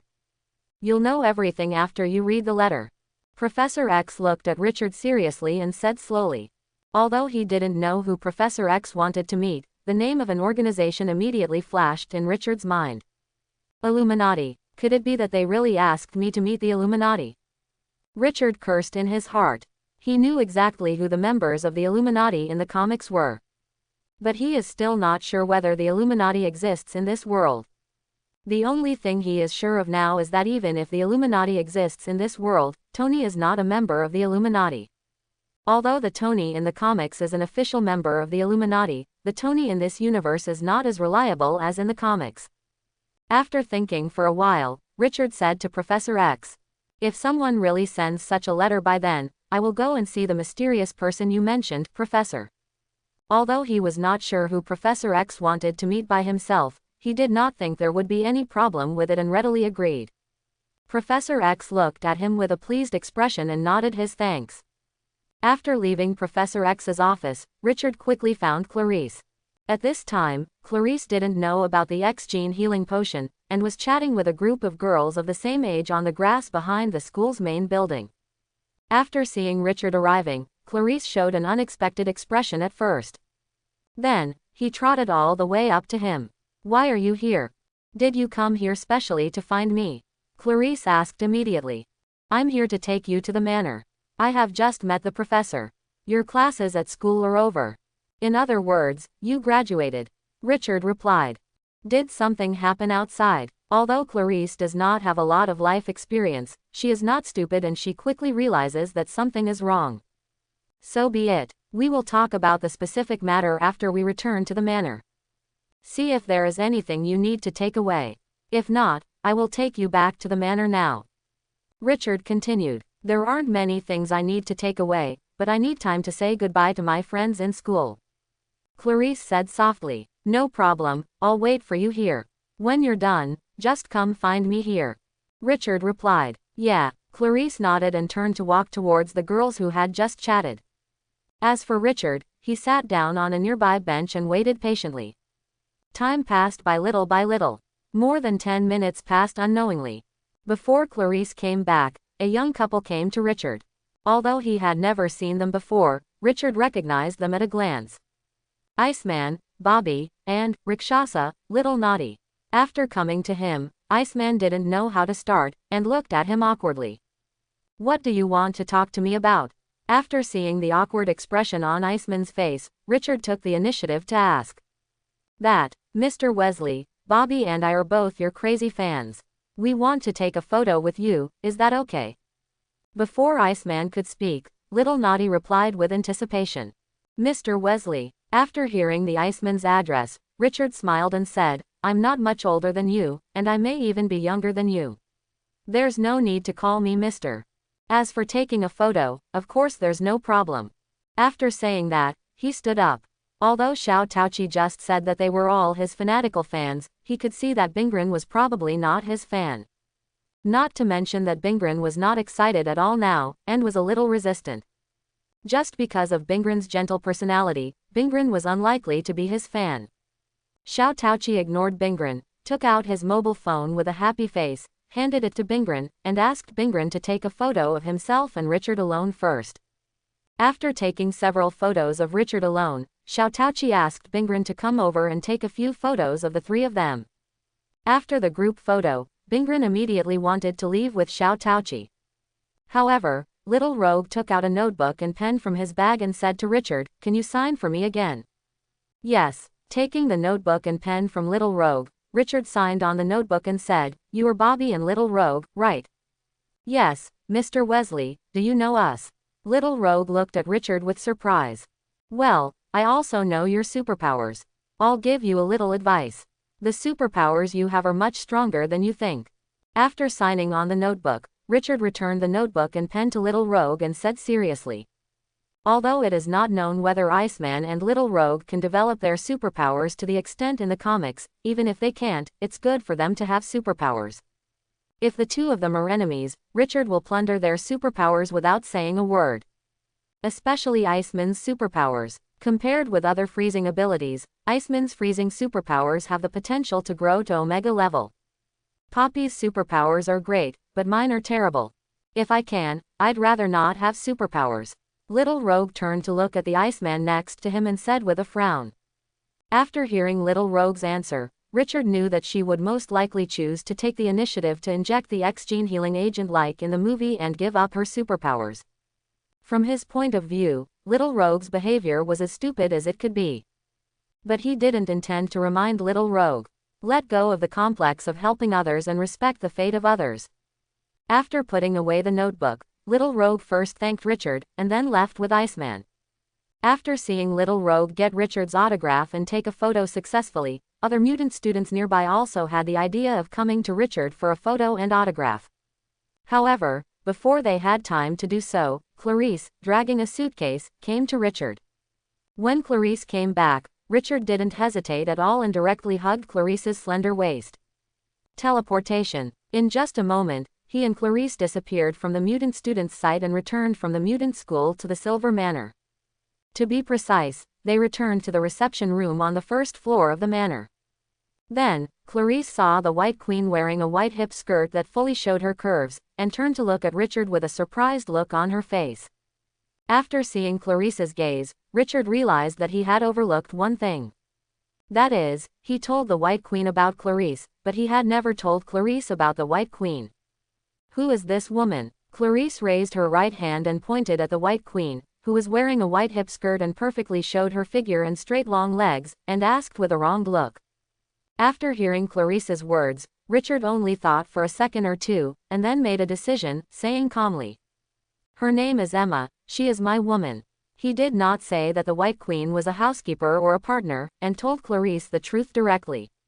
Of course, he knew how Clarice would react after hearing this answer.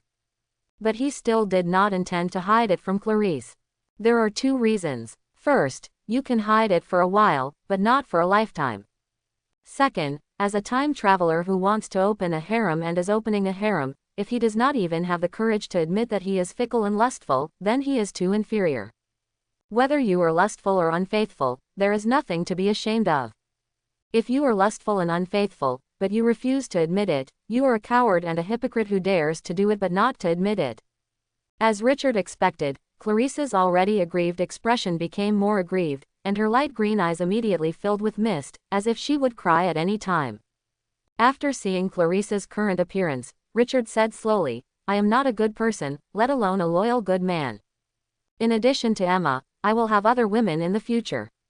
If you can't accept this, or think I am a scumbag, it doesn't matter, I can send you back to the mutant school now." Although he can also use telepathy on Clarice, implant psychological hints in her or directly change her mind, Richard does not intend to do so. The reason for changing the White Queen's subconscious mind is that the White Queen was a member of the Hellfire Club at that time and was his enemy.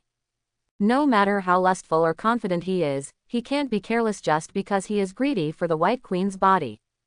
But Clarice is different. Clarice is not his enemy.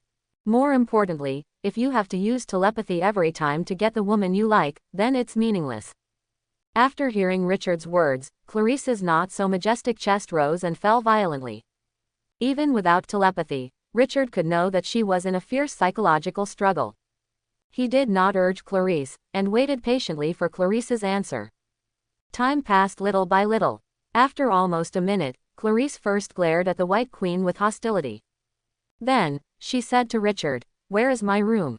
"The third room on the left on the second floor, forget it, I'll take you there."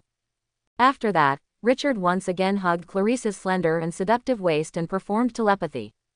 Just as he and Clarice were about to be transported away, he saw the White Queen silently lip-reading, "Very responsible, Your Majesty." Because her title is the White Queen, when she and Richard debated on the origin of life, the White Queen always liked to call Richard, "Your Majesty." From a personal point of view, Richard would rather call the White Queen Dad, not Your Majesty. But no matter how he asked, the White Queen was unwilling to change her words. Or, only when she couldn't stand it anymore, the White Queen would change her words once or twice. The White Queen had already prepared herself mentally for Richard not to admit that she was his woman. After all, Richard had only slightly changed her subconscious mind, and did not change her memory and thinking ability, so she knew very well that Richard had known Clarice for a long time, and knew that her relationship with Richard was not a normal relationship. However, she didn't expect that Richard actually admitted that she was his woman in front of Clarice. Although she was no longer at the age of fantasizing about beautiful love, Richard's move still gave her a feeling that she was not with the wrong person. Second bedroom on the second floor. After using teleportation to bring Clarice to the second bedroom, Richard said, "If you don't like this room, you can change it at any time. If you want to change the layout or furniture of the room, just tell me directly, and I'll have someone arrange it to rearrange it according to your preferences." "No need, it's good now, I'm satisfied," Clarice replied quickly. She was not being polite to Richard, but she was really satisfied with the current room. Not to mention the days of hiding with Sabretooth. The safe house arranged by Sabretooth was as ordinary as it could be. As for the dormitory of the mutant school, in terms of scale, the main building of the mutant school is not much different from the main building of the Silver Manor. But because it was transformed into a school and many students lived at the same time, the mutant students basically had several people in one room. The better ones could be assigned to a two-person room. If they were a little unlucky, they could only be assigned to a four-person room or a six-person room. It's no exaggeration to say that this second bedroom is the room that Clarice is most satisfied with so far. But this is also normal. After all, this manor was carefully selected by the White House from the many seized manors as compensation to Richard. I'm glad you're satisfied, pack your luggage. Richard continued. Yeah, Clarice nodded. More than 10 minutes later. The living room on the first floor. Richard briefly told Clarice about the X-gene cure potion. After listening to his story, Clarice immediately reacted and knew why Richard suddenly came to the school to pick her up. Although most students in the mutant school are unlikely to choose to inject the cure potion, it is not difficult to know what chain reactions the appearance of the X-gene cure potion will cause. Not only that, when you have a special effect weapon that can deal with mutants, no one dares to guarantee whether the US government will take action against the mutant school. The US government used to turn a blind eye, on the one hand because Professor X and the X-Men were not as radical as Magneto and the Brotherhood of Mutants, and on the other hand because the government was not sure of dealing with Professor X and the X-Men. Otherwise, the US government would have used the mutant school as an example to let other mutants know what would happen if they banded together. The next day, at 10 a.m., Trask Industries held a press conference for the X-gene cure drug in front of its headquarters building in Washington, D.C. Although Washington, D.C. is not far from New York, Richard did not plan to go to the scene, but stayed in the manor to watch the live broadcast of the press conference. Not only did he not go to the scene, Professor X and Phoenix did not go to the scene either. In my opinion, the so-called mutants are ordinary humans who are suffering. It's just that their suffering is not caused by disease, but by genetic mutation. In the past, we had no way to deal with this kind of mutation. Now, we have found a way to restore mutations to normal. My grandfather developed the Sentinel robot in the past, hoping to use the Sentinel robot to protect the safety of ordinary people. The Sentinel robot invented by my grandfather does play a protective role to a certain extent, but the existence of the Sentinel robot cannot fundamentally solve the problem. And I have found a more suitable solution than my grandfather's Sentinel robot. Ladies and gentlemen, I am proud to introduce to you the latest method of curing mutant genes, the latest masterpiece of Trask Industries. X-gene cure potion. As long as the X-gene cure potion is injected, any mutation caused by the X-gene will return to normal in just a few seconds. Quote, "This is not a weapon, it is an antidote to solve the X-gene mutation. Our goal is to help those mutants who want to return to normal life and get rid of the troubles caused by the X-gene mutation." Fadili Trask on the podium had just finished introducing the X-gene cure potion, and a female reporter sitting in the audience, with blonde hair and blue eyes, wearing a gray and white OL suit but still unable to hide her hot body, raised her hand and asked, "Mr. Trask, you just said that the X-gene cure potion is an antidote, not a weapon. But as far as I know, the military has ordered special guns that can fire special potions from several weapons manufacturing companies a few months ago. I wonder if you know about this, Mr. Trask." The moment the blonde female reporter asked the question, the camera on the scene was aimed at the female reporter. Why is it her? After seeing the appearance of the female reporter, Richard immediately frowned.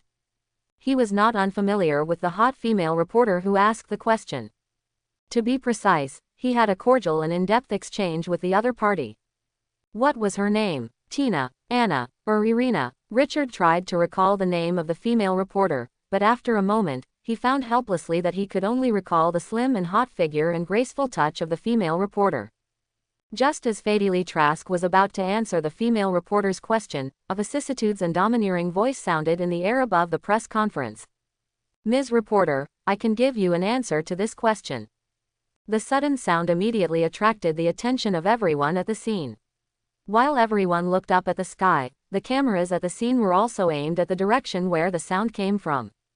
Magneto. To be precise, it was Magneto who was wearing a crimson mind-isolating helmet, floating in the air like a god, looking down at everyone. After seeing Magneto, the guards at the scene immediately pulled out the pistols at their waists. At the same time, the agents sent by the Mutant Affairs Department also came to Fadili Trask as soon as possible and protected him. Under the gaze of the crowd, Magneto raised his right hand and casually hooked his fingers, and the pistols and rifles in the hands of the guards flew out of their control and flew into the air, turning the muzzles to aim at the people at the scene. Then, under Magneto's control, hundreds of special guns that fired healing darts flew from a distance and surrounded Magneto. These special guns that could fire X-gene healing darts were not aimed at ordinary people at the scene, but at the mutant agents at the scene. Although there was only one person, Magneto took over the initiative at the scene with actual actions as soon as he appeared. Magneto would appear at the press conference, whether it was Richard and Professor X, or the US officials, it was not surprising. Because this is Magneto's style. In Magneto's dictionary, there is no word, low-key. If you want to do it, then do it in a way that everyone knows. Ms. Reporter, this is the answer you want. The X-gene healing agent is not an antidote to solve the X-gene mutation, but a weapon that wants to completely exterminate mutants. Magneto's cold tone was transmitted to everyone watching the live broadcast. If possible, the mutant agents on the scene would attack Magneto as soon as possible. But unfortunately, they dare not act rashly now, because they know very well how powerful those special guns that fire healing darts are. After looking down at everyone, Magneto continued in a domineering voice. Mutated and proud, this is what my old friend Charles told me. Now, I give this sentence to every mutant. We don't need to feel inferior because of our own mutations, we are the pioneers in the evolution of life. Homo sapiens is better than Neanderthals, so Homo sapiens has become the current master of the Earth. Mutants are better than Homo sapiens, we are the future masters of the Earth. Finally, I have one more thing to share with you. At this point, Magneto paused. Although he hasn't said the rest of the words yet, Richard, who is watching the live broadcast in the manor, suddenly has a bad hunch. The next second, he found that his hunch was right. This is the advice Richard Wesley gave me when we talked privately, or rather, a call to all mutants who are oppressed and discriminated against. Instead of waiting for the so-called hero to save you, it is better to rise up and resist. Only by doing your best to resist the injustice you face can you get the future you want. Richard Wesley resisted, and he succeeded. He is the only mutant who was issued an S-level wanted order by the Department of Mutant Affairs, and the wanted order was publicly cancelled by the White House. You may not be as powerful as him, but you can also resist like him. Many of you worship him and regard him as an idol. Like, he has proved himself with actual actions, don't you want to prove yourself like him? Quote. Want to have wealth, fame, power. Want to be the next Richard Wesley. If you want, then fight back like him. This is the era of mutants, the era of Richard Wesley, and the era of you. Resist. Fight for it. Richard Wesley has opened the prelude of the mutant era, go and create a new future for mutants with him. Whether it was Fadili Trask and the female reporter at the press conference, or the White Queen and Clarice who were watching the live broadcast, they all showed shocked expressions after hearing Magneto's words. Not to mention them, even Richard himself now showed an unexpected expression. He guessed that Magneto would go to the press conference, but he didn't expect that Magneto would go to the press conference alone, and he didn't expect that Magneto would call on other mutants to rise up in his name. Not only that, Magneto's words made him unconsciously think of the famous anime One Piece. If he didn't know that the anime One Piece didn't appear in this world, he would have suspected that the white-haired Magneto was also a loyal fan of One Piece. The future master of the Earth. The era of mutants. He really dared to say it. Richard criticized Magneto in his heart. Although he knew that Magneto did not want to frame him, he just wanted to use his influence to inspire other mutants to resist. But no matter what, Magneto did not greet him in advance, but borrowed his name on his own initiative. In addition, Magneto's words will give people a feeling. That is, others will naturally think that Magneto will support him to become the new leader of the mutant community and lead the mutants to create the so-called mutant era. From this perspective, Magneto is using his lifelong reputation to build momentum for him. But the problem is that Richard does not need Magneto to build momentum for himself. He has never thought of becoming the new leader of mutants. There will be no such thing before, and there will be no such thing in the future. If Magneto is not Wanda's father, after seeing Magneto impersonating his name, even if he does not kill Magneto, Richard will teach him a lesson. Forget it. Since you are Wanda's father, I will not bother with you this time. Seeing Richard also showing an unexpected expression, Clarice asked in confusion. Didn't you tell him to fight back? Although I said these words, my advice to him at the time was to spend more time with his family instead of wasting time saving mutants who don't know how to resist. Richard said helplessly. Then do you want to clarify? Clarice continued to ask. There's nothing to clarify. If I clarify, it will only make people think that I'm afraid of the authorities, and then things will become more troublesome. Richard shook his head and said slowly. After making a deceptive speech at the press conference, Magneto had a brief fight with the mutant agent who was protecting Fatally Trask. After finding that he couldn't kill all the mutant agents in a short time, Magneto didn't want to fight. After forcing the surviving mutant agents to hide everywhere with the guns that fired healing darts, he controlled the ordinary guns floating in the air and aimed them at Fatally Trask. The pistols and rifles floating in the air fired crazily, instantly turning Fatally Trask, an ordinary person, into a hornet's nest. After killing Fatally Trask, Magneto ignored the remaining mutant agents and looked at the headquarters building of Trask Industries. Control the magnetic field. Under Magneto's control, the headquarters building of Trask Industries, built of reinforced concrete, shook violently. After seeing this scene, both the reporters and guards on the scene ran at the fastest speed, running towards the streets outside as if fleeing. In a few seconds, the hundreds of meters high Trask Industries headquarters building collapsed on the spot as if it had been demolished by blasting.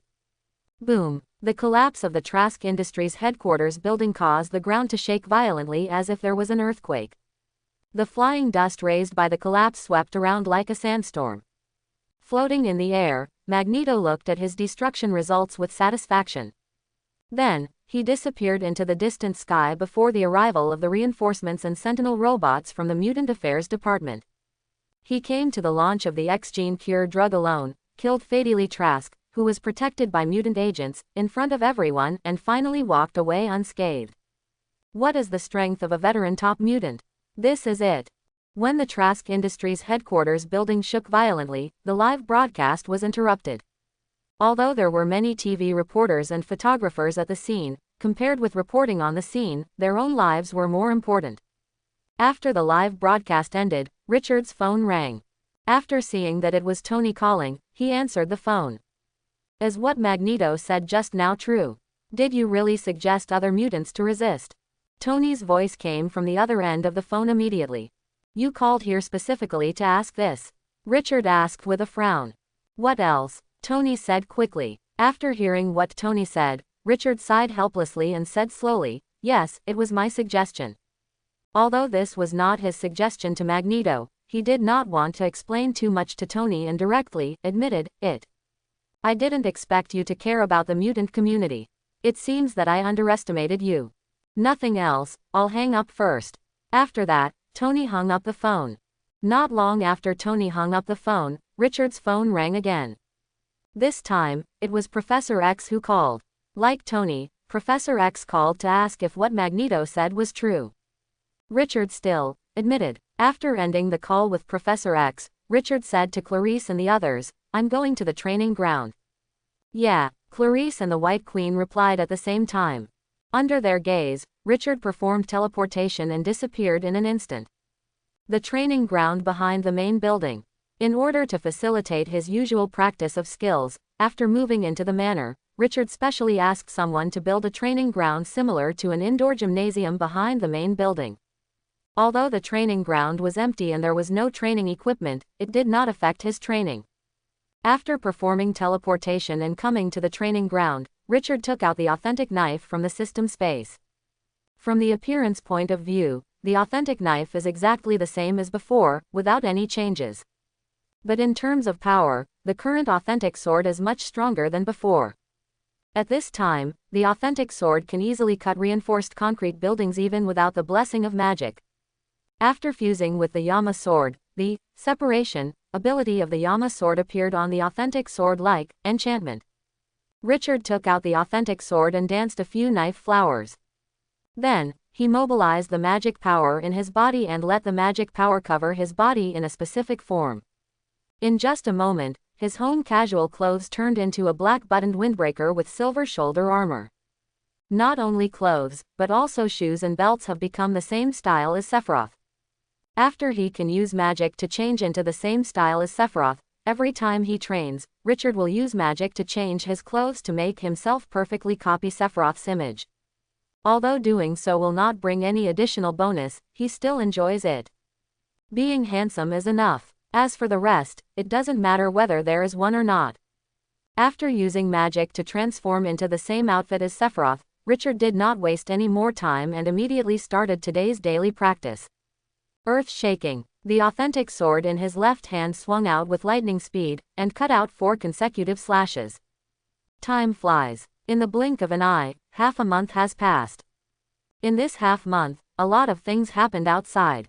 The US government and Trask Industries have set up healing rooms in each city for free injection of X-gene healing agents, reducing the number of mutants without bloodshed.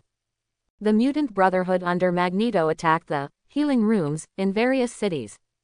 The mutants who were bewitched by Magneto's words began various forms of resistance, etc. Although a lot of things happened outside, Richard hardly left the manor. He did not go out to experience the low life of the upper class like before, nor did he show up in any public places, but spent most of his energy on training. After half a month of hard practice, he successfully upgraded all his skills except 8 Swords Flash and Dimension Slash to level 4. Not only that, the fusion degree of Sephiroth's template has also increased from 60% to 65%. As the template fusion degree further increased, he also awakened a new skill. Careless Angel. In the game, this move of Careless Angel will forcibly deduct the enemy's courage or health to only 1 point. This is not a game, but the effect of the Heartless Angel awakened by Richard is similar to that in the game. Heartless Angel LV1. After hitting the enemy, ignore the physique and defense, and immediately cause the effect of dying and serious injury. P.S. If the strength difference or life level difference is too large, there is a certain probability that the skill effect will be exempted. As before, the system explanation is as brief as ever. After awakening the skill of Heartless Angel, Richard went outside and found some criminals to test the effect of Heartless Angel. The people he used to test the effect of Heartless Angel were not only human criminals, but also mutant criminals. After testing, he found that Heartless Angel is indeed a very fair skill. Regardless of whether they are ordinary people or mutants, and regardless of their physical fitness and defensive capabilities, the Heartless Angel treats them all equally. Injured but not dead. Although these criminals died in the end, they all died because of the subsequent finishing blows or the effects of the near-death serious injuries, and did not die immediately from the attacks of the Heartless Angel. After testing the effects of the Heartless Angel with these criminals, Richard found that the Heartless Angel was a bit like the causality skill. Although he didn't know the specific principle, he didn't care about it very much. He just needed to know what effects the Heartless Angel had. The training ground behind the main building. After finishing the daily training at night, Richard put the authentic knife back into the system space and changed his clothes back to normal. Mind transmission. Without any hesitation, he directly transmitted back to the bedroom in the main building. After seeing him come back, the White Queen, who was wearing a white nightgown and reading a book on the bed, immediately put down the book in her hand, got up and came to him. "Should we take a shower first, or do something that will make everyone happy?" The White Queen raised her hands and hugged Richard's neck, pressing her body against him, and asked softly. Looking at the White Queen in front of him, Richard picked her up by the waist and walked towards the bathroom. Doing two things together does not conflict. Soon, the bathroom was filled with heated debate mixed with the sound of water. After staying in the bathroom for nearly an hour, Richard carried the weak and flushed White Queen back to the bedroom.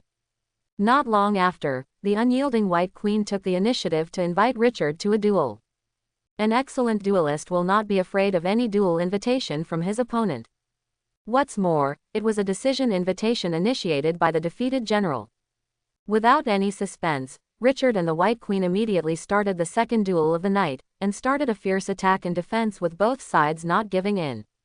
Mutant School. X-Men Underground Base. Laboratory. When Richard and the White Queen were defending each other's dignity as duelists and enjoying a duel that satisfied both parties, Phoenix and Cyclops, as a couple, also showed the tacit understanding between lovers and exchanged their views with each other. However, their communication was relatively more serious. At this time, they were analyzing the ingredients of the X-gene healing agent through reverse engineering. Half a month has passed since the press conference. But until now, Professor X still hasn't figured out the source of the X-gene healing agent. This is not because his telepathy has weakened, but because the confidentiality measures of the US government and Trask Industries are so strict that they are abnormal. Even the researchers of Trask Industries don't know the source of the X-gene healing agent. All they have in hand are the undiluted and undressed potion stock solutions. They don't know where these stock solutions come from or how they are produced. What they need to do is to dilute these stock solutions to a fixed ratio, and then add other ingredients for secondary mixing to turn them into X-gene healing agents. Although he had guessed that the US government and Trask Industries would keep the source of the agent strictly confidential, Professor X didn't expect that the confidentiality would be so strict.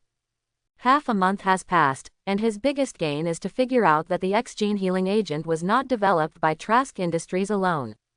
During the research and development process, S.H.I.E.L.D. and the Department of Mutant Affairs also sent a number of professionals to assist. Among them was Banner, who had 7 doctoral degrees. Like the researchers at Trask Industries, Banner and his team also had no idea where the original solution of the drug was produced. In addition, they were not very clear that they were developing the X-gene cure drug, but thought they were overcoming a certain technical problem. In addition to the strict and abnormal confidentiality measures, there was another reason why Professor X failed to find the source of the drug, that is, the technology of shielding telepathy has become more and more mature. In addition to the common mind-isolating helmets, when searching for the source of the drug, Professor X also found many special rooms and places that can completely shield telepathy. After decades of fear under the invisible threat of telepathy, researchers in the United States finally developed telepathy shielding equipment that can be popularized in a small range. This is undoubtedly bad news for Professor X, who only has telepathy as a superpower. Although these telepathy shielding devices have not yet been fully popularized and can only be deployed in key places, this is enough. After all, not all places need to be strictly confidential. Inside the laboratory, when Phoenix and Cyclops were discussing how to use reverse engineering to analyze the X-gene healing potion, Wolverine, who was Phoenix's dog Licker, sat alone in the corner of the laboratory. He smoked a cheap cigar while watching the flirting Phoenix and Cyclops. Although Phoenix and Cyclops were working, from Wolverine's perspective, they were just flirting. How am I inferior to Scott? In terms of appearance, body shape, physical strength, melee combat ability, and resilience, I far surpass Scott. Is it because his eyes emit energy? His eyes can emit energy, and I also have super self-healing abilities. And I also have indestructible bone claws. Wolverine has asked Phoenix Girl more than once what makes her inferior to Cyclops, but Phoenix Girl has never answered his question directly. Although Wolverine didn't speak and just sat quietly on a chair in the corner, both Phoenix and Cyclops could feel his gaze. Logan, it's getting late, you should go back and rest first. Phoenix Girl turned to look at Wolverine and said slowly. No, I'm not tired. Wolverine replied quickly. After hearing his answer, Cyclops, who was Phoenix Girl's real boyfriend, said displeased, "Ly, we know you are not tired, but you sitting aside and smoking or disturbing us. This is a laboratory, not a cigar room. Then I won't smoke." After saying that, Wolverine opened the palm of his left hand and put out the cigar with the palm of his hand.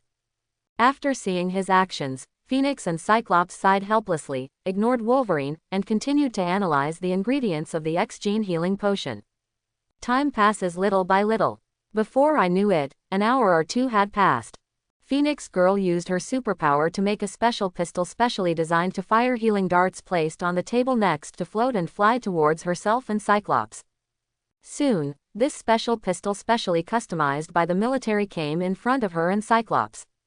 She grabbed the special pistol in front of her without reaching out and began to control it more carefully, preparing to use her telekinesis to directly dismantle the special pistol in front of her and take out the healing darts inside.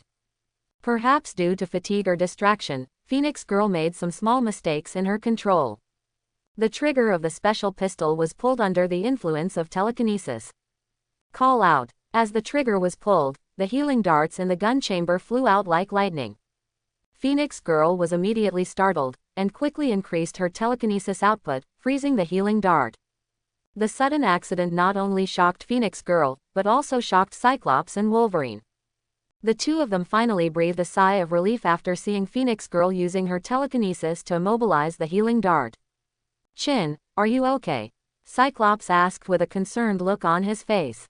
"It's okay, maybe I'm tired and my control accuracy has dropped," Phoenix Girl replied. After hearing her answer, Cyclops said quickly. In the past half-month, you have either been busy analyzing the ingredients of the potion, or you have been looking for the source of the potion with the professor. You can stop here today. It doesn't matter if you continue the experiment tomorrow. Phoenix Girl said nothing and nodded.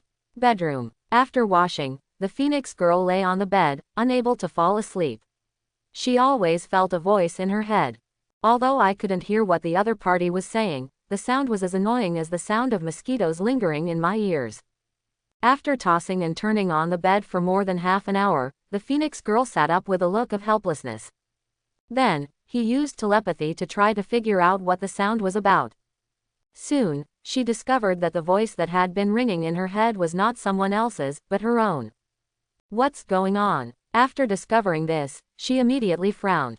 Although she didn't know what was going on, she didn't think too much and used telepathy to let her consciousness enter her mind. Unconsciously, her consciousness came to an island that seemed to be shrouded in thick fog. Just when she was wondering where this place was, a familiar and unfamiliar voice sounded. You're finally here. Before she could react, black flames appeared on the island shrouded in thick fog. In just the blink of an eye, these black flames engulfed the entire island. The next second, the black flames that engulfed the island flew toward her at high speed like a soaring black phoenix. New York suburbs. Silver Manor. Not long after Richard, who had a fierce duel with the White Queen and won, fell asleep, the system's voice sounded in his mind. The moment he opened his eyes, he saw the system information. The content of the template mission, Devil's Son 4, has been updated. Task content. Defeat the rampaging, Dark Phoenix, Jean Grey within 30 minutes. Mission reward. True demon form. Task time limit. 30 minutes. After seeing the mission information in front of him, Richard suddenly lost all sleep and got up and put on his clothes without saying a word. What's wrong? The White Queen looked at Richard, who suddenly got up with sleepy eyes, and asked doubtfully. There's something going on at the mutant school. I'll go over there. Richard quickly replied. Something happened at the mutant school. After hearing his answer, the White Queen immediately asked, do you need me to go with you? No, you and Clarice stay at the manor. After putting on his clothes, Richard immediately used teleportation without any hesitation and instantly disappeared from the White Queen's sight. Westchester County. The sky above the mutant school. Richard, floating in the air, looked down at the mutant school directly below. If we talk about the previous mutant school, it was a luxurious private manor with beautiful scenery. So now, the mutant school looks like it has been bombed by a cruise missile, with ruins and a mess. More than half of the school's main building collapsed, and the surrounding grassland was filled with craters like explosion craters. The playground, corridors and other places also looked as if they had been violently demolished. After seeing the current appearance of the mutant school, Richard did not hesitate and immediately mobilized the magic power in his body to change his clothes into the same style as Sephiroth with silver shoulder armor. At the same time, he took out the authentic knife from the system space. As soon as he took out the authentic sword, a dark red energy fireball with a diameter of more than 1 meter flew towards him at great speed like a missile. Kanshin. The authentic sword is swung with lightning. The crescent-shaped energy, sword chi, purple on the outside and white on the inside, flew towards the dark red fireball. Boom! The crescent-shaped, sword energy, and the dark red fireball collided fiercely, exploding like fireworks. The huge explosion suddenly spread throughout the mutant school, and the dissipated magic power and sparks flew around like a meteor shower. Supervision. Richard ignored the shockwave and overflowing energy generated by the explosion, and immediately used his supervision in his super senses. Using the perspective and telephoto vision given by supervision, the situation inside the main building appeared in his sight at a glance. Many mutant students were buried in the collapsed school main building. Although not many students died, only 5 or 6, there were not many students buried. With just a brief glance, he saw 20 or 30 buried mutant students. Some of these buried mutant students used their superpowers to save themselves, while others were waiting for rescue from students outside. The mutant student responsible for organizing the rescue outside is none other than Iceman Bobby. In addition to Iceman, Richard also saw Colossus and Phantom Cat. As for the little naughty boy, he didn't notice it. Iceman and the others were working hard to rescue the buried mutant students, and the three mentors, Cyclops, Wolverine, and Storm, appeared on the grass behind the main building. Wolverine was pressed down by a boulder 1 or 2 meters long, while Storm fell unconscious and lay next to Professor X's electric wheelchair. Cyclops also passed out. However, he did not lie on the ground, but floated quietly in front of Phoenix Girl. "Where is Professor X?" Although he saw Professor X's electric wheelchair, Richard did not see Professor X and immediately frowned. After scanning the school with his supervision, he still found no trace of Professor X. Although Professor X's body was not seen, one can guess what happened to Professor X just by looking at the unconscious Cyclops and Storm. Professor X is dead. He died at the hands of the out-of-control Phoenix Girl, to be precise, at the hands of the Dark Phoenix. Still too late. Richard sighed in his heart. Then, his eyes fell on the Phoenix Girl who was sizing up Cyclops. At this time, the Phoenix Girl was wearing a dark red leather coat, her eyes seemed to be painted with black eyeshadow, and dark red energy lingered around her like a flame. She looked at the unconscious Cyclops like she was looking at food, as if she was thinking about how to taste the Cyclops in front of her. But soon, her eyes shifted from Cyclops to Richard. Comparing it with Richard floating in the air, the Phoenix Girl raised her right hand and waved it casually. The Cyclops floating in front of her was thrown out like garbage, and she looked at Richard with a greedy face. Richard didn't pay attention to Phoenix Girl's scrutiny and used his X-gene superpower. Control gravity. Under his control, the boulder-pressing Wolverine immediately flew up. Without the suppression of the boulder, Wolverine stood up immediately. "What the hell is going on?"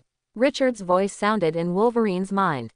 Although he was not telepathic, Wolverine immediately replied to Richard in his mind. Chin lost control and attacked us and the students crazily. In order to stop Chin, the professor was killed by Chin. Wolverine turned to look at Professor X's electric wheelchair and fell silent. Richard did not continue to question Wolverine, and used telepathy on the unconscious Cyclops and Storm. Without any effort, he woke up the unconscious Cyclops and Storm. Then, he used telepathy to say to the three Wolverines, "I'll handle it, Dr. Jean Grey, and you go rescue the students." After saying that, before the three Wolverines could reply, he cut off the telepathic connection and looked at the Phoenix Girl who was flying towards him quickly. Before he could reach him, Phoenix Girl launched an attack. Psychological impact. Phoenix Girl did not use the power of the Phoenix to attack him, but used telekinesis. The impact of telekinesis that could not be detected by the naked eye struck towards Richard like a hurricane. Energy absorption. Richard did not dodge, but directly used energy absorption. Although Phoenix is now an Omega-level mutant, it is still not difficult for him to resist her telekinetic impact. When the telekinetic impact of Phoenix came in front of him, he absorbed it completely with energy absorption, as if it had never appeared. After seeing the telekinetic impact she released was absorbed, Phoenix showed a surprised expression. This was the first time Richard used ability absorption in front of others. Not to mention that Phoenix's dark personality did not know that he had such an ability, even Phoenix's main personality did not know. After absorbing the telekinetic impact released by Phoenix, Richard did not hesitate and immediately started to counterattack. Slash. He did not perform 8 Swords Flash, nor did he perform Dimension Slash, but performed Slash. He was originally 20 to 30 meters away from Phoenix, and instantly came in front of Phoenix, and the authentic knife in his hand chopped towards Phoenix's neck at a speed beyond the limit of naked eye capture. Although the system only asked him to defeat the Black Phoenix, it did not let him kill the other party. But if there was a chance to kill the Black Phoenix, he would not be soft-hearted. Just when the authentic sword was about to cut through the Phoenix Girl's neck, the authentic sword stopped only more than 20 centimeters away from the Phoenix Girl. Phoenix Power. The Phoenix Girl used the Phoenix Power to create a dark red barrier like a mirror, blocking the Slash. Telepathy. Without any hesitation, Richard immediately performed telepathy and retreated more than 100 meters in an instant. The reaction was fast enough. Richard sighed with regret. If the Phoenix Girl had not used the Phoenix Power just now, but continued to use her own superpowers, he would have more than 80% chance of hitting the Phoenix Girl with Slash. But unfortunately, the Phoenix Girl who became the Black Phoenix was not as careless as he thought. Although it was a pity, he did not take it seriously, and the authentic sword was swung again. Dimension Slash. After obtaining the Yama sword, the power of the Dimension Slash has been significantly improved. In other words, after having the Yama sword, the Dimension Slash he performed finally became complete. With Phoenix Girl as the center, the surrounding space was instantly distorted, and the crescent-shaped space slashed towards Phoenix Girl at a high speed. Swish, swish, swish, swish. The crescent-shaped space kept passing through Phoenix Girl. However, Phoenix Girl was not cut into pieces like the enemies Richard had fought before. Not only was she not cut into pieces, but she was also unscathed, as if the Dimension Slash just now had not hit her at all. Strictly speaking, the Dimension Slash did not hit her. The space slash formed by the Dimension Slash did not hit Phoenix Girl's body, but was blocked by the Phoenix power. For most people, the Dimension Slash that relies on the separation of space to form a slash is an unstoppable and terrifying move. But for enemies with the Phoenix power, the Dimension Slash is not an unstoppable attack. Because it can create, manipulate, and destroy time and space at will. It is just one of the many abilities of the Phoenix power. After seeing Dark Phoenix easily block the Dimensional Slash with the power of the Phoenix, Richard knew that her strength was much stronger than in the movie. Although not as strong as in the comics, it was obviously several levels higher than in the movie. Apart from anything else, it was unlikely that the Dark Phoenix in the movie would be unscathed by the Dimensional Slash. Even Wolverine's adamantium claws could kill her in the movie, so Dimensional Slash was certainly not a problem. After confirming that Dark Phoenix was much stronger than in the movie, Richard gave up the idea of using X-Gene superpowers to attack Dark Phoenix. Although he had just performed an ordinary Dimensional Slash, even so, the power of Dimensional Slash was stronger than most of the X-Gene superpowers he had now. It seems that he can only use the template skills. Richard sighed in his heart. Then, he held the handle of the authentic sword with both hands. Under the gaze of Dark Phoenix, he exerted force with both hands at the same time, one on the left and one on the right. Yama sword. He took out the Yama sword that had been fused into the authentic sword. Authentic sword in left hand, Yama sword in right hand.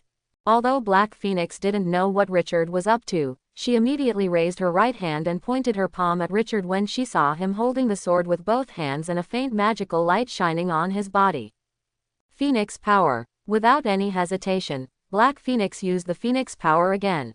Unlike the telekinetic impact that could not be detected by the naked eye just now, the Phoenix power released by Black Phoenix this time flew towards Richard at a high speed like a dark red laser. Facing this laser-like Phoenix power, Richard did not use teleportation to leave, nor did he use energy absorption, but swung the authentic sword in his left hand. 8 swords flash. 8 smooth slashes were swung out in an instant, slashing at the incoming Phoenix power. Although 8 swords flash is not a defensive skill, it does not mean that 8 swords flash cannot be used for defense. After upgrading the 8 blades flash to level 4, Richard found that it was also quite good to use the 8 blades flash for defense. If the 8 blades flash upgraded to level 3, he mastered the ability to freely adjust the power and consumption of the 8 blades flash. Then after upgrading to level 4, his mastery of the 8 blades flash has reached the realm of being able to cut both matter and energy. In simple terms, the current 8 blades flash can cut everything except the soul and mind. In terms of energy properties, the Phoenix Force is undoubtedly a high-level energy in the Marvel Universe. The Phoenix Force comes from the original primitive universe, born at the beginning of all things.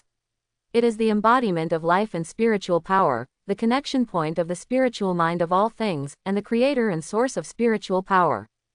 If it is a complete Phoenix Force, don't say that Richard can't deal with it now. Even if he obtains the complete templates of Virgil, Superboy Prime, and Darkseid, he may not be able to deal with it. But the incomplete Phoenix Force is another matter.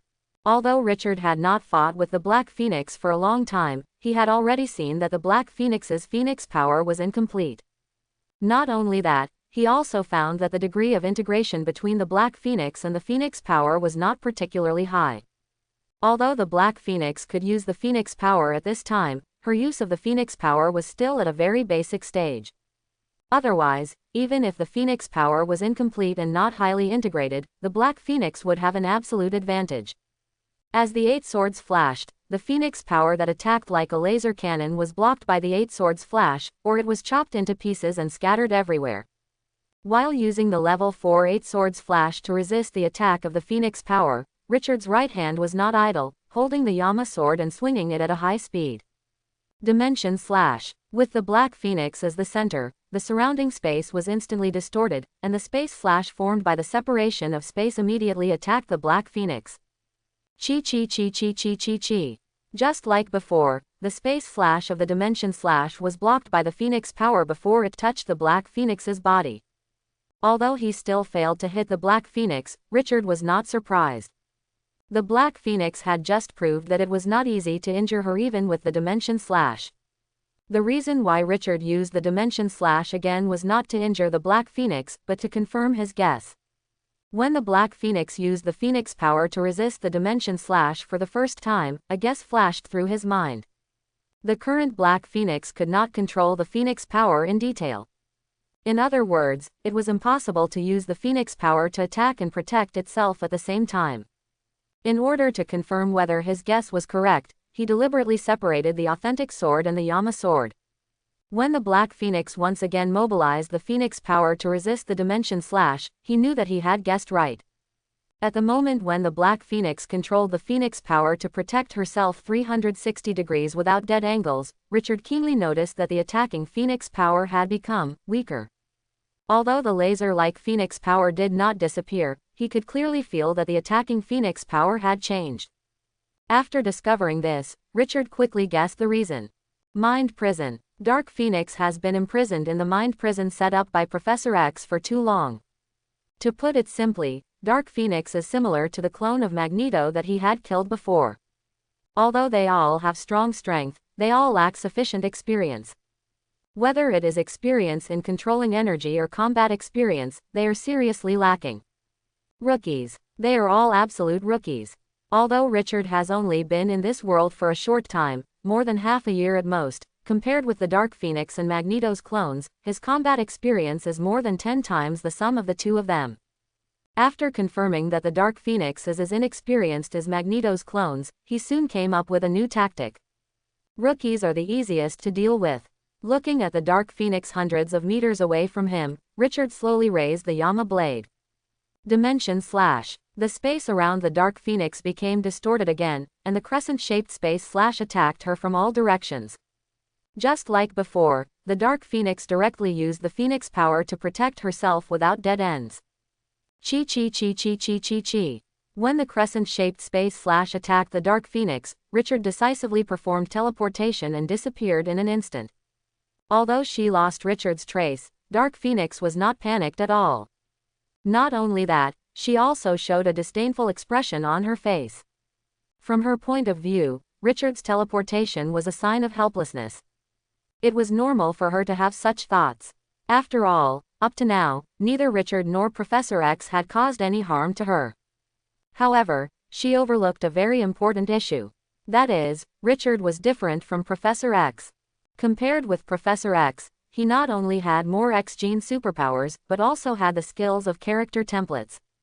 For example, the Heartless Angel awakened after Sephiroth's template fusion degree was increased to 65%.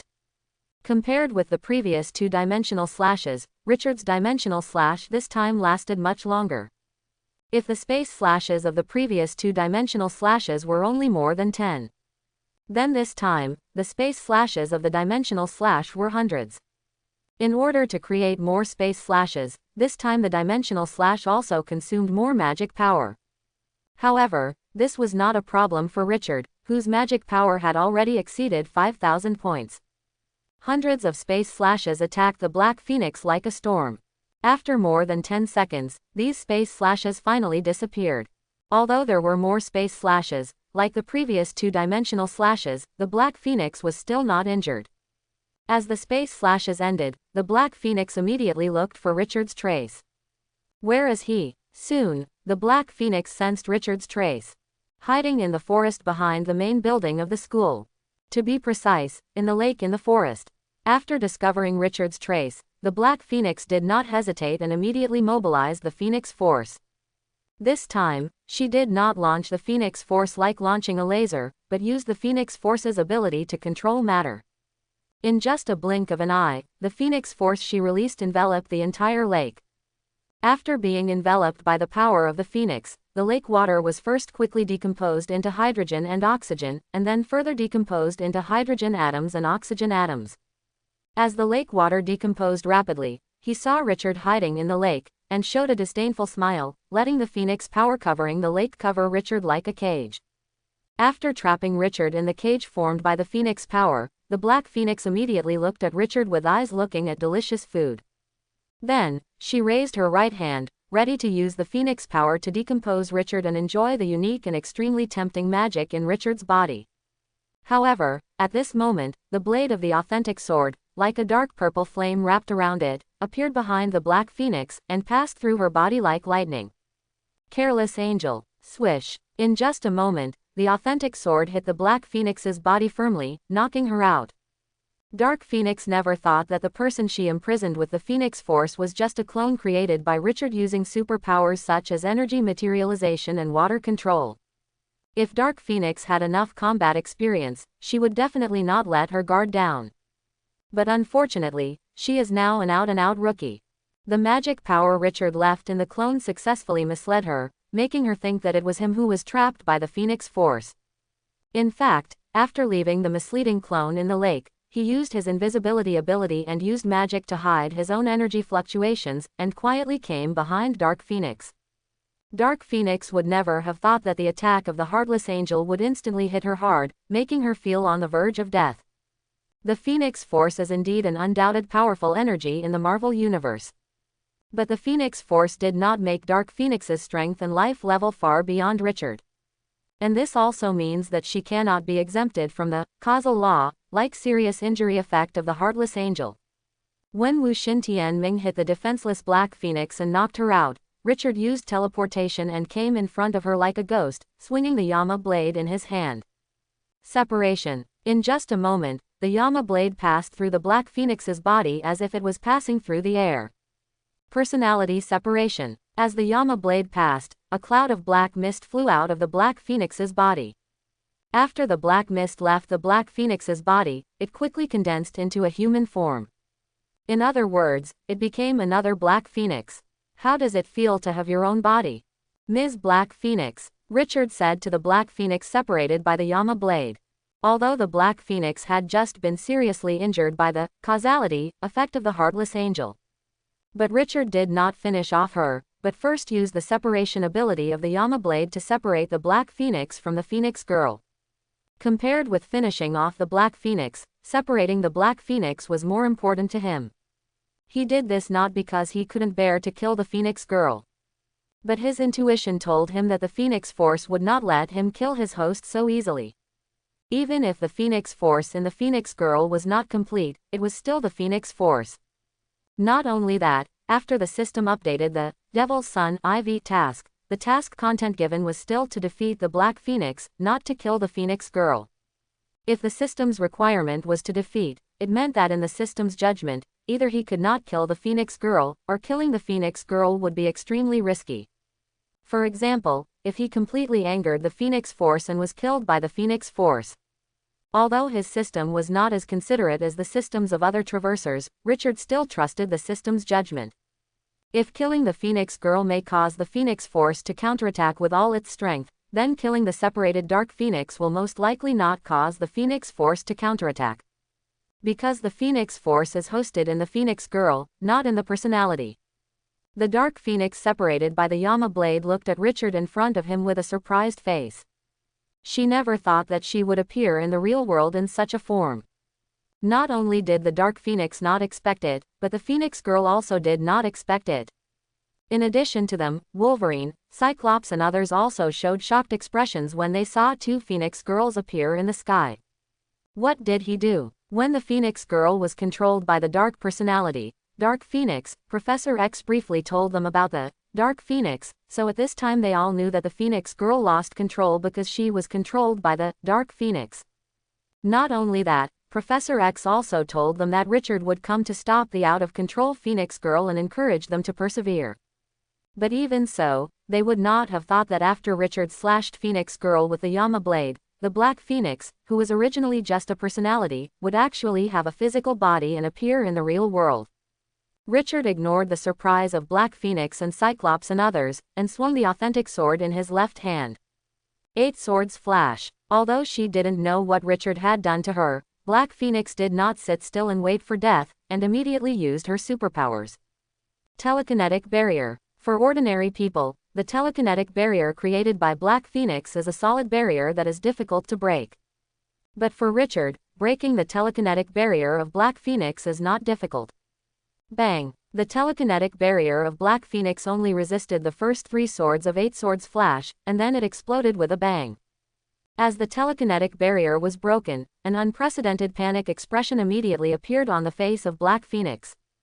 Material decomposition. In the face of the huge threat of death, Black Phoenix used the ability to decompose matter, trying to decompose Richard and the authentic sword that attacked her. But she underestimated the authentic sword and Richard. When the Black Phoenix used its material control ability, Richard mobilized the powerful magic in his body and enveloped himself and the authentic sword with magic.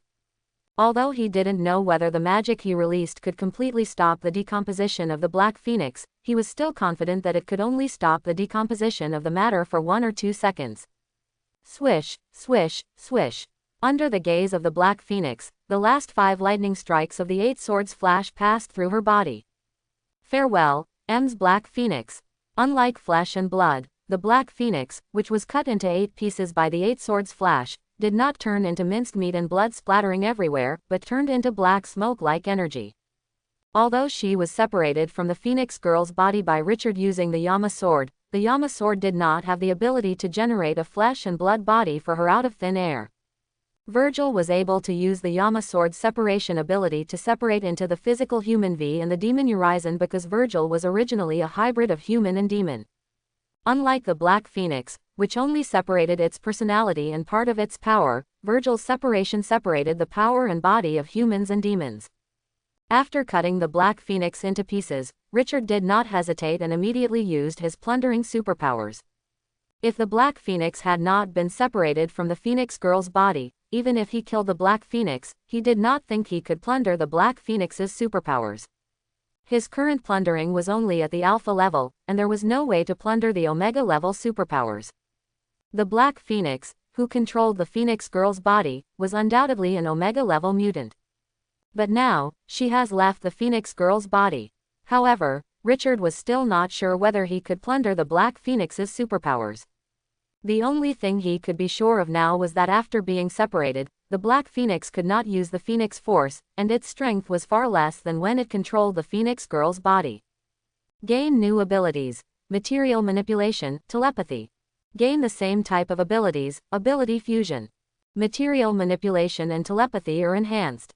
Matter manipulation level increased, current level, Omega level. Plunder level increased, current level, Omega level. X-Gene superpower list updated. X-Gene superpowers. 2 at Omega level, 13 at Alpha level, 24 at Beta level, and 6 at Delta level. Seeing the information given by the system, Richard could not suppress an expression of satisfaction on his face. Although he knew that the separated Dark Phoenix must have been greatly weakened, he was not sure whether the Dark Phoenix's superpower of material manipulation had dropped to the point where it could be plundered. In addition, he did not expect that after plundering the material control of the Black Phoenix, the plunder would also be promoted to the Omega level. Without any hesitation, he immediately opened the list of Omega and Alpha superpowers. Omega level. Plunder, material manipulation. Alpha level. Super strength, super physique, super self-healing, teleportation, immortality, control of magnetic field, energy absorption, super senses, control of gravity, telepathy, invisibility, heat vision, demonization. Just as he was looking at the superpower list in front of him with a satisfied expression, mission information also appeared in his sight. The mission, Devil's Son 4, has been completed. The mission reward True Demon Form, Virgil, has been sent. Finally got it. After seeing the information given by the system, Richard's already happy mood became even happier. Tonight's battle not only gave him 2 Omega-level superpowers, but also made him an undoubted Omega-level mutant. And it also gave him the true demon form that he had been waiting for months. Dimensional Slash, Phantom Sword, Yama Sword, True Demon Form. Although he has not obtained Virgil's template yet, he is no different from having obtained Virgil's template now, and the template fusion degree is not low. Apart from not having the Sword of Power and Phantom Blade, and mastering Dimension Slash, he can do everything Virgil can do. Turning off the information panel in front of him, Richard looked at the Phoenix Girl who had recovered from her near-death injury. Although Phoenix Girl does not have self-healing and regenerative superpowers, the Phoenix power possessed by her is better than any self-healing and regenerative superpowers. Unless there is a plot killing like in the movie. Otherwise, as long as the Phoenix power is still there, she will be no different from having an immortal body. From a physical point of view, Phoenix Girl is as healthy as she is now. But from a psychological perspective, she was in extremely bad shape. Although Professor X and others were killed by the Dark Personality, Dark Phoenix, to her, it was no different from killing Professor. Looking at the Phoenix Girl floating in the air with the power of the Phoenix covering her body and a painful expression on her face, Richard didn't say anything and directly used teleportation. He didn't care at all that Phoenix Girl and the others were going to deal with the aftermath. In just an instant, he returned from the sky above the mutant school to the training ground of Silver Manor. After returning to the training ground, he first put the authentic sword back into the system space. Then, the deformation of the clothes was released, and the clothes on his body changed from Sephiroth's same style back to their original appearance. In the game, if you want to transform into a true devil form, you need to fill up the true devil gauge. But this is not a game, so he only needs to consume magic power. As the magic power moves, with Richard as the center, the blue and white magic power sweeps around like a tsunami. True demon form. In just an instant, Richard, wearing everyday clothes, transformed from a silver-haired human into an inhuman demonic form. Demon scales cover the whole body, and a V-shaped blue and white light shines on the chest. 2 pairs of folded demon wings are located behind the back like the hem of a windbreaker, and a 2-meter-long demon tail grows out of the back. The Yan demon sword originally held in his hand turned into an energy arm blade and attached to both arms. Although he couldn't see his complete appearance now, after seeing the pair of arm blades on both arms that were transformed from the Yama sword and the V, glowing with blue and white light on his chest, he knew that his true demon form is exactly the same as Virgil's. After transforming into a true demon form, Richard could clearly notice that his already powerful physical attributes had become stronger. Not only that, he also found that in his true demon form, he had a stronger desire to kill and destroy. If you have a hammer in your hand, everything you look at will be a nail.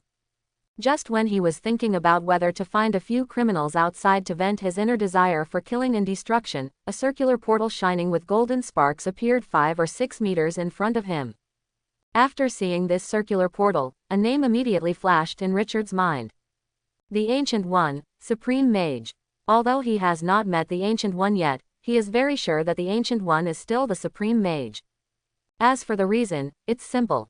Dr. Strange, Stephen Strange has not yet been in a car accident and is a well-known neurosurgeon in New York. Not only that, he also met each other several times at high society dinners he attended. When the portal was formed, Supreme Mage Ji Yuyi, wearing a bright yellow robe, with a shiny head like Professor X, and holding a folding fan in his hand, walked over from the portal in a hurry. After arriving at the training ground, Ji Yuyi first looked at Richard. Then, he frowned and said, "Are you Richard Wesley, the candidate recommended by Charles?" The true demon form not only completely changed Richard's appearance, but also changed his life breath. Even Ancient One is not sure that the person in front of him is Richard. Candidate. A candidate of the Illuminati. Although Ji Yuyi did not say what candidate it was, the name of the Illuminati flashed through Richard's mind immediately after hearing her words. The last time he met Professor X, he suspected that the person Professor X wanted him to meet was a member of the Illuminati. In the comics, the Supreme Sorcerer Ji Yuyi was not a member of the Illuminati. However, if the Illuminati really existed in this universe, then Ji Yuyi was likely to be a formal member of the Illuminati. After all, the current Dr. Strange, Strange has not yet encountered the destined car accident, and is still a proud and well-known neurosurgeon. Under Ji Yuyi's gaze, Richard lifted the true demon form and turned back to a normal human. Then, he said to Ji Yuyi, I am Richard Wesley, but I don't quite understand what you mean by candidate. After hearing his answer, Ji Yuyi frowned slightly, habitually opened the folding fan in his hand, and waved it gently. Didn't Charles tell you about the candidate? No, the professor just asked me to meet someone after he got into trouble. He didn't say who it was, but said someone would send a letter to him at that time. Are you the person the professor asked me to meet, or the one who sent the letter for the professor? Although he had recognized Ji Yuyi, Richard still acted as if he knew nothing and asked calmly. I'm not here to help Charles send a letter. As for whether I'm the person Charles wants you to meet, I can't give you an accurate answer to this question for the time being. However, since Charles has made arrangements, you just have to wait patiently. After saying that, Ji Yuyi turned his right wrist and put away the open folding fan. Afterwards, he performed the portal magic in front of Richard. Soon, a circular portal shining with golden sparks took shape. Just when Ji Yuyi was about to pass through the portal, she suddenly stopped, turned her head and said to Richard, if you don't want to be targeted by someone, try to use the demon transformation ability as little as possible. Being targeted by someone, Richard frowned slightly. Then, a name flashed through his mind quickly. Ghost Rider. Although he didn't know if there was a Ghost Rider in this world, his first reaction after hearing what Ji Yuyi said was Ghost Rider. After reminding Richard, Ji Yuyi said nothing more, passed through the portal, and returned to the Supreme Sanctuary at 177A Bleecker Street in Manhattan. After returning to the New York Temple, Ji Yuyi immediately closed the portal and disappeared from Richard's sight.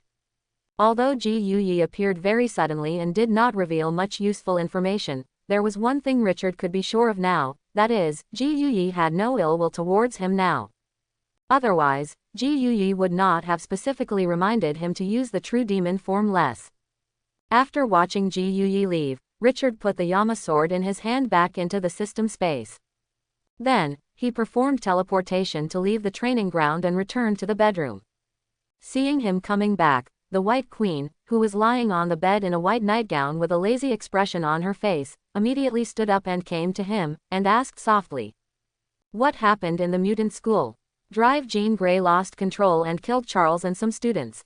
I promised Charles to stop Dr. Jean Grey from losing control, so I went to stop her and made her sober again.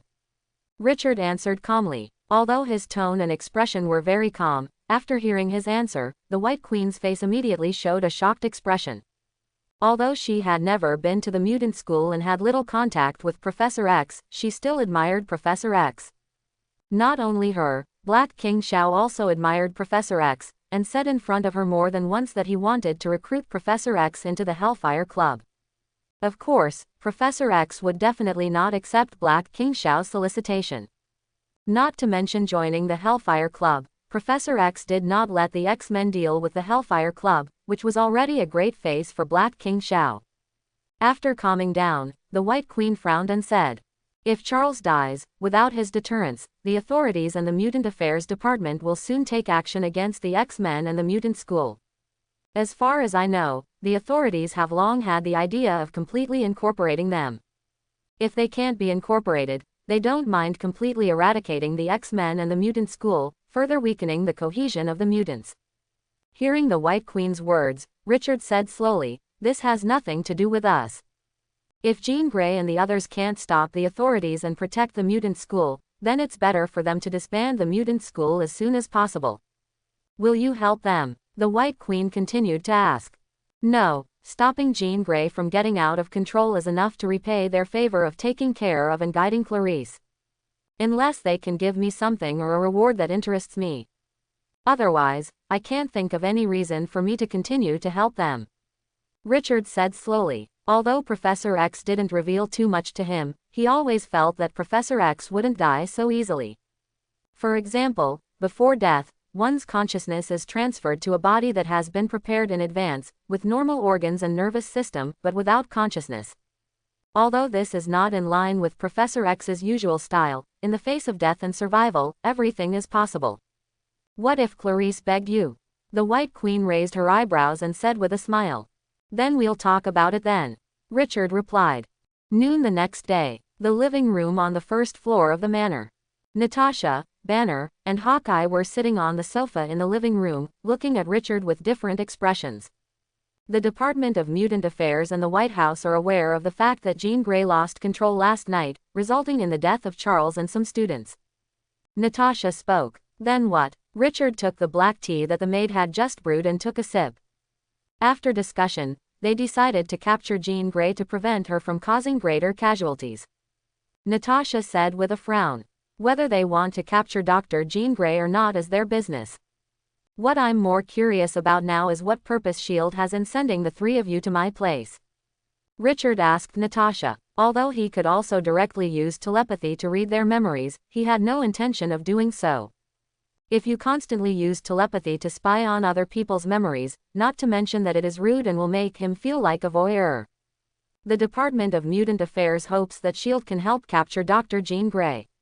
Nick Fury asked us to come over and ask for your opinion. If you do not support the capture of Dr. Jean Grey, S.H.I.E.L.D. will reject the request of the Department of Mutant Affairs and find a way to convince senior officials in the White House. Natasha replied immediately without any hesitation. Hearing her explanation, Richard frowned slightly. Although S.H.I.E.L.D. currently has no one who can deal with him, no matter how you look at it, this does not look like the style of S.H.I.E.L.D. and Nick Fury. He didn't think Nick Fury was afraid of him, so he asked Natasha and the others to come over and ask for his opinion. What exactly is Black Braised Egg planning? After frowning and thinking for a few seconds, Richard said slowly, I am not an X-Men, nor am I a student at a mutant school. Although I have met Dr. Jean Grey several times, she and I are not friends and have no friendship. Whether S.H.I.E.L.D. should assist the Department of Mutant Affairs in capturing her is up to you. Just when Natasha was about to continue saying something, Richard's cell phone suddenly rang. After seeing the names displayed on the phone screen, he said to Natasha and the other three. If there is nothing else, you can go back. Okay, then we won't disturb you. After saying that, Natasha stood up and left the living room with Banner and Hawkeye. After they followed the maid and left, Richard pressed the connect button. Before he could speak, a domineering voice sounded out. Magneto. The person who called him was none other than Magneto. Is Charles really dead? Magneto asked quickly. I didn't see his body, but according to Logan and the others, yes, Charles is dead. Richard replied. After hearing his answer, Magneto on the other end of the phone immediately fell silent. After almost 10 seconds like this, Magneto continued. I heard from others that you have been to mutant school several times in the past few months. Did Charles say anything to you? For example, I want to recruit you to join the X-Men, or ask you to protect the school, etc. He tried to win over me, but I didn't agree. Richard replied. When will Charles's funeral be held? Magneto continued to ask. You should ask Jean Grey and Logan about this. Richard sighed helplessly and said slowly. Didn't you stop the out-of-control Chin last night? Didn't they even notify you when Charles's funeral will be held? Magneto asked confused. Anyway, I haven't received any notifications now. Is there anything else? If not, hang up first. Richard didn't intend to continue this topic and said quickly. I may go to New York then, let's meet him then. Magneto said. Good. After answering Magneto, Richard hung up the phone. Time flies. Before I knew it, a week had passed. During this week, Richard recovered a little bit of his previous life as a degenerate capitalist, and had several in-depth exchanges with ladies, socialites, female celebrities and others in New York. For him, there was nothing particularly noteworthy about the past week. But it's different for others. The news of Professor X's death has completely spread. Although neither the X-Men nor the official government deliberately spread it, reporters with all their eyes were able to find out a lot of inside information. For example, Professor. Another example is that the out-of-control Phoenix Girl was stopped by Richard, and the official in the Department of Mutant Affairs had a plan to capture the Phoenix Girl, etc. After this news was spread, the direct consequence was that Richard and Phoenix Girl were labeled as Omega-level mutants. Richard had previously demonstrated strength far beyond other Alpha-level mutants, but people at the time still did not think he had reached the Omega level. Even though he had been dubbed the human-shaped self-propelled nuclear bomb. Now, with the comparison of Phoenix and Professor X, people immediately labeled him an Omega-level mutant. The out-of-control Phoenix defeated Professor X and the X-Men alone, and killed Professor X, proving her strength with a powerful record that could not be ignored. However, the out-of-control Phoenix was defeated by Richard again. In addition to the label of Omega-level mutant, Richard also received the second title after, human-shaped self-propelled nuclear bomb. King of Mutants. At the beginning, the title of King of Mutants was only spread in a small range in his fan forum. It was a new title given to him by his fanatical fans after Magneto's New Age of Mutants speech. As the news of Professor X's murder and Phoenix's loss of control continued to spread, major news media in the United States began to call him the King of Mutants for ratings and traffic. Although Richard has never publicly admitted that he is the King of Mutants, it is well known that titles and nicknames are not something that can be decided by oneself, but are the result of unanimous recognition by people. So even if he has never admitted it, people outside still regard him as the King of Mutants.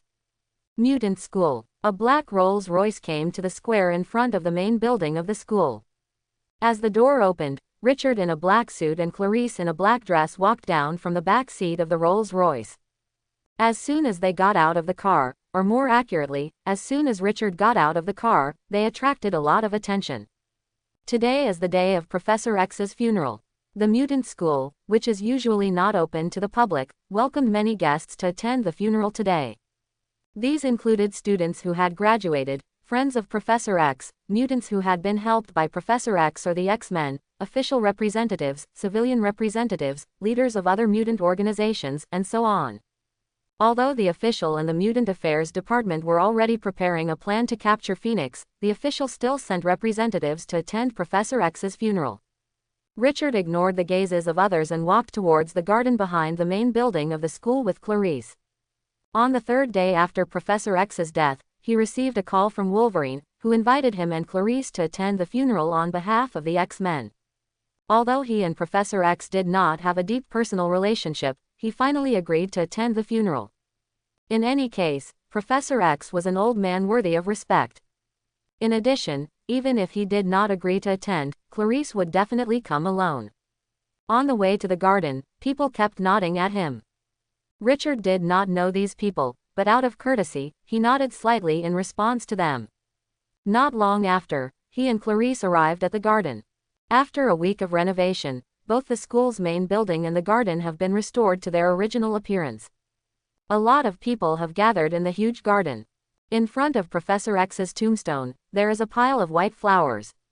As soon as they arrived at the garden, Iceman and Phantom Cat, dressed in black, came to them and handed them white chrysanthemums. Taking the white chrysanthemums handed over by Iceman and Phantom Cat, Richard and Clarice came to Professor X's tombstone, bowed slightly to the tombstone, and placed the white chrysanthemums in front of the tombstone. After doing this, they came to the chairs at the back and sat down on the chairs with their names written on them. Although there were many guests attending the funeral, hundreds of people, each guest had his own seat. However, some were in the front and some were in the back. And Richard and Clarice were arranged at the front. Not long after sitting down, Richard saw 3 men and 1 woman coming to Professor X's tombstone. Although he had never seen them before, he recognized these 4 people at a glance.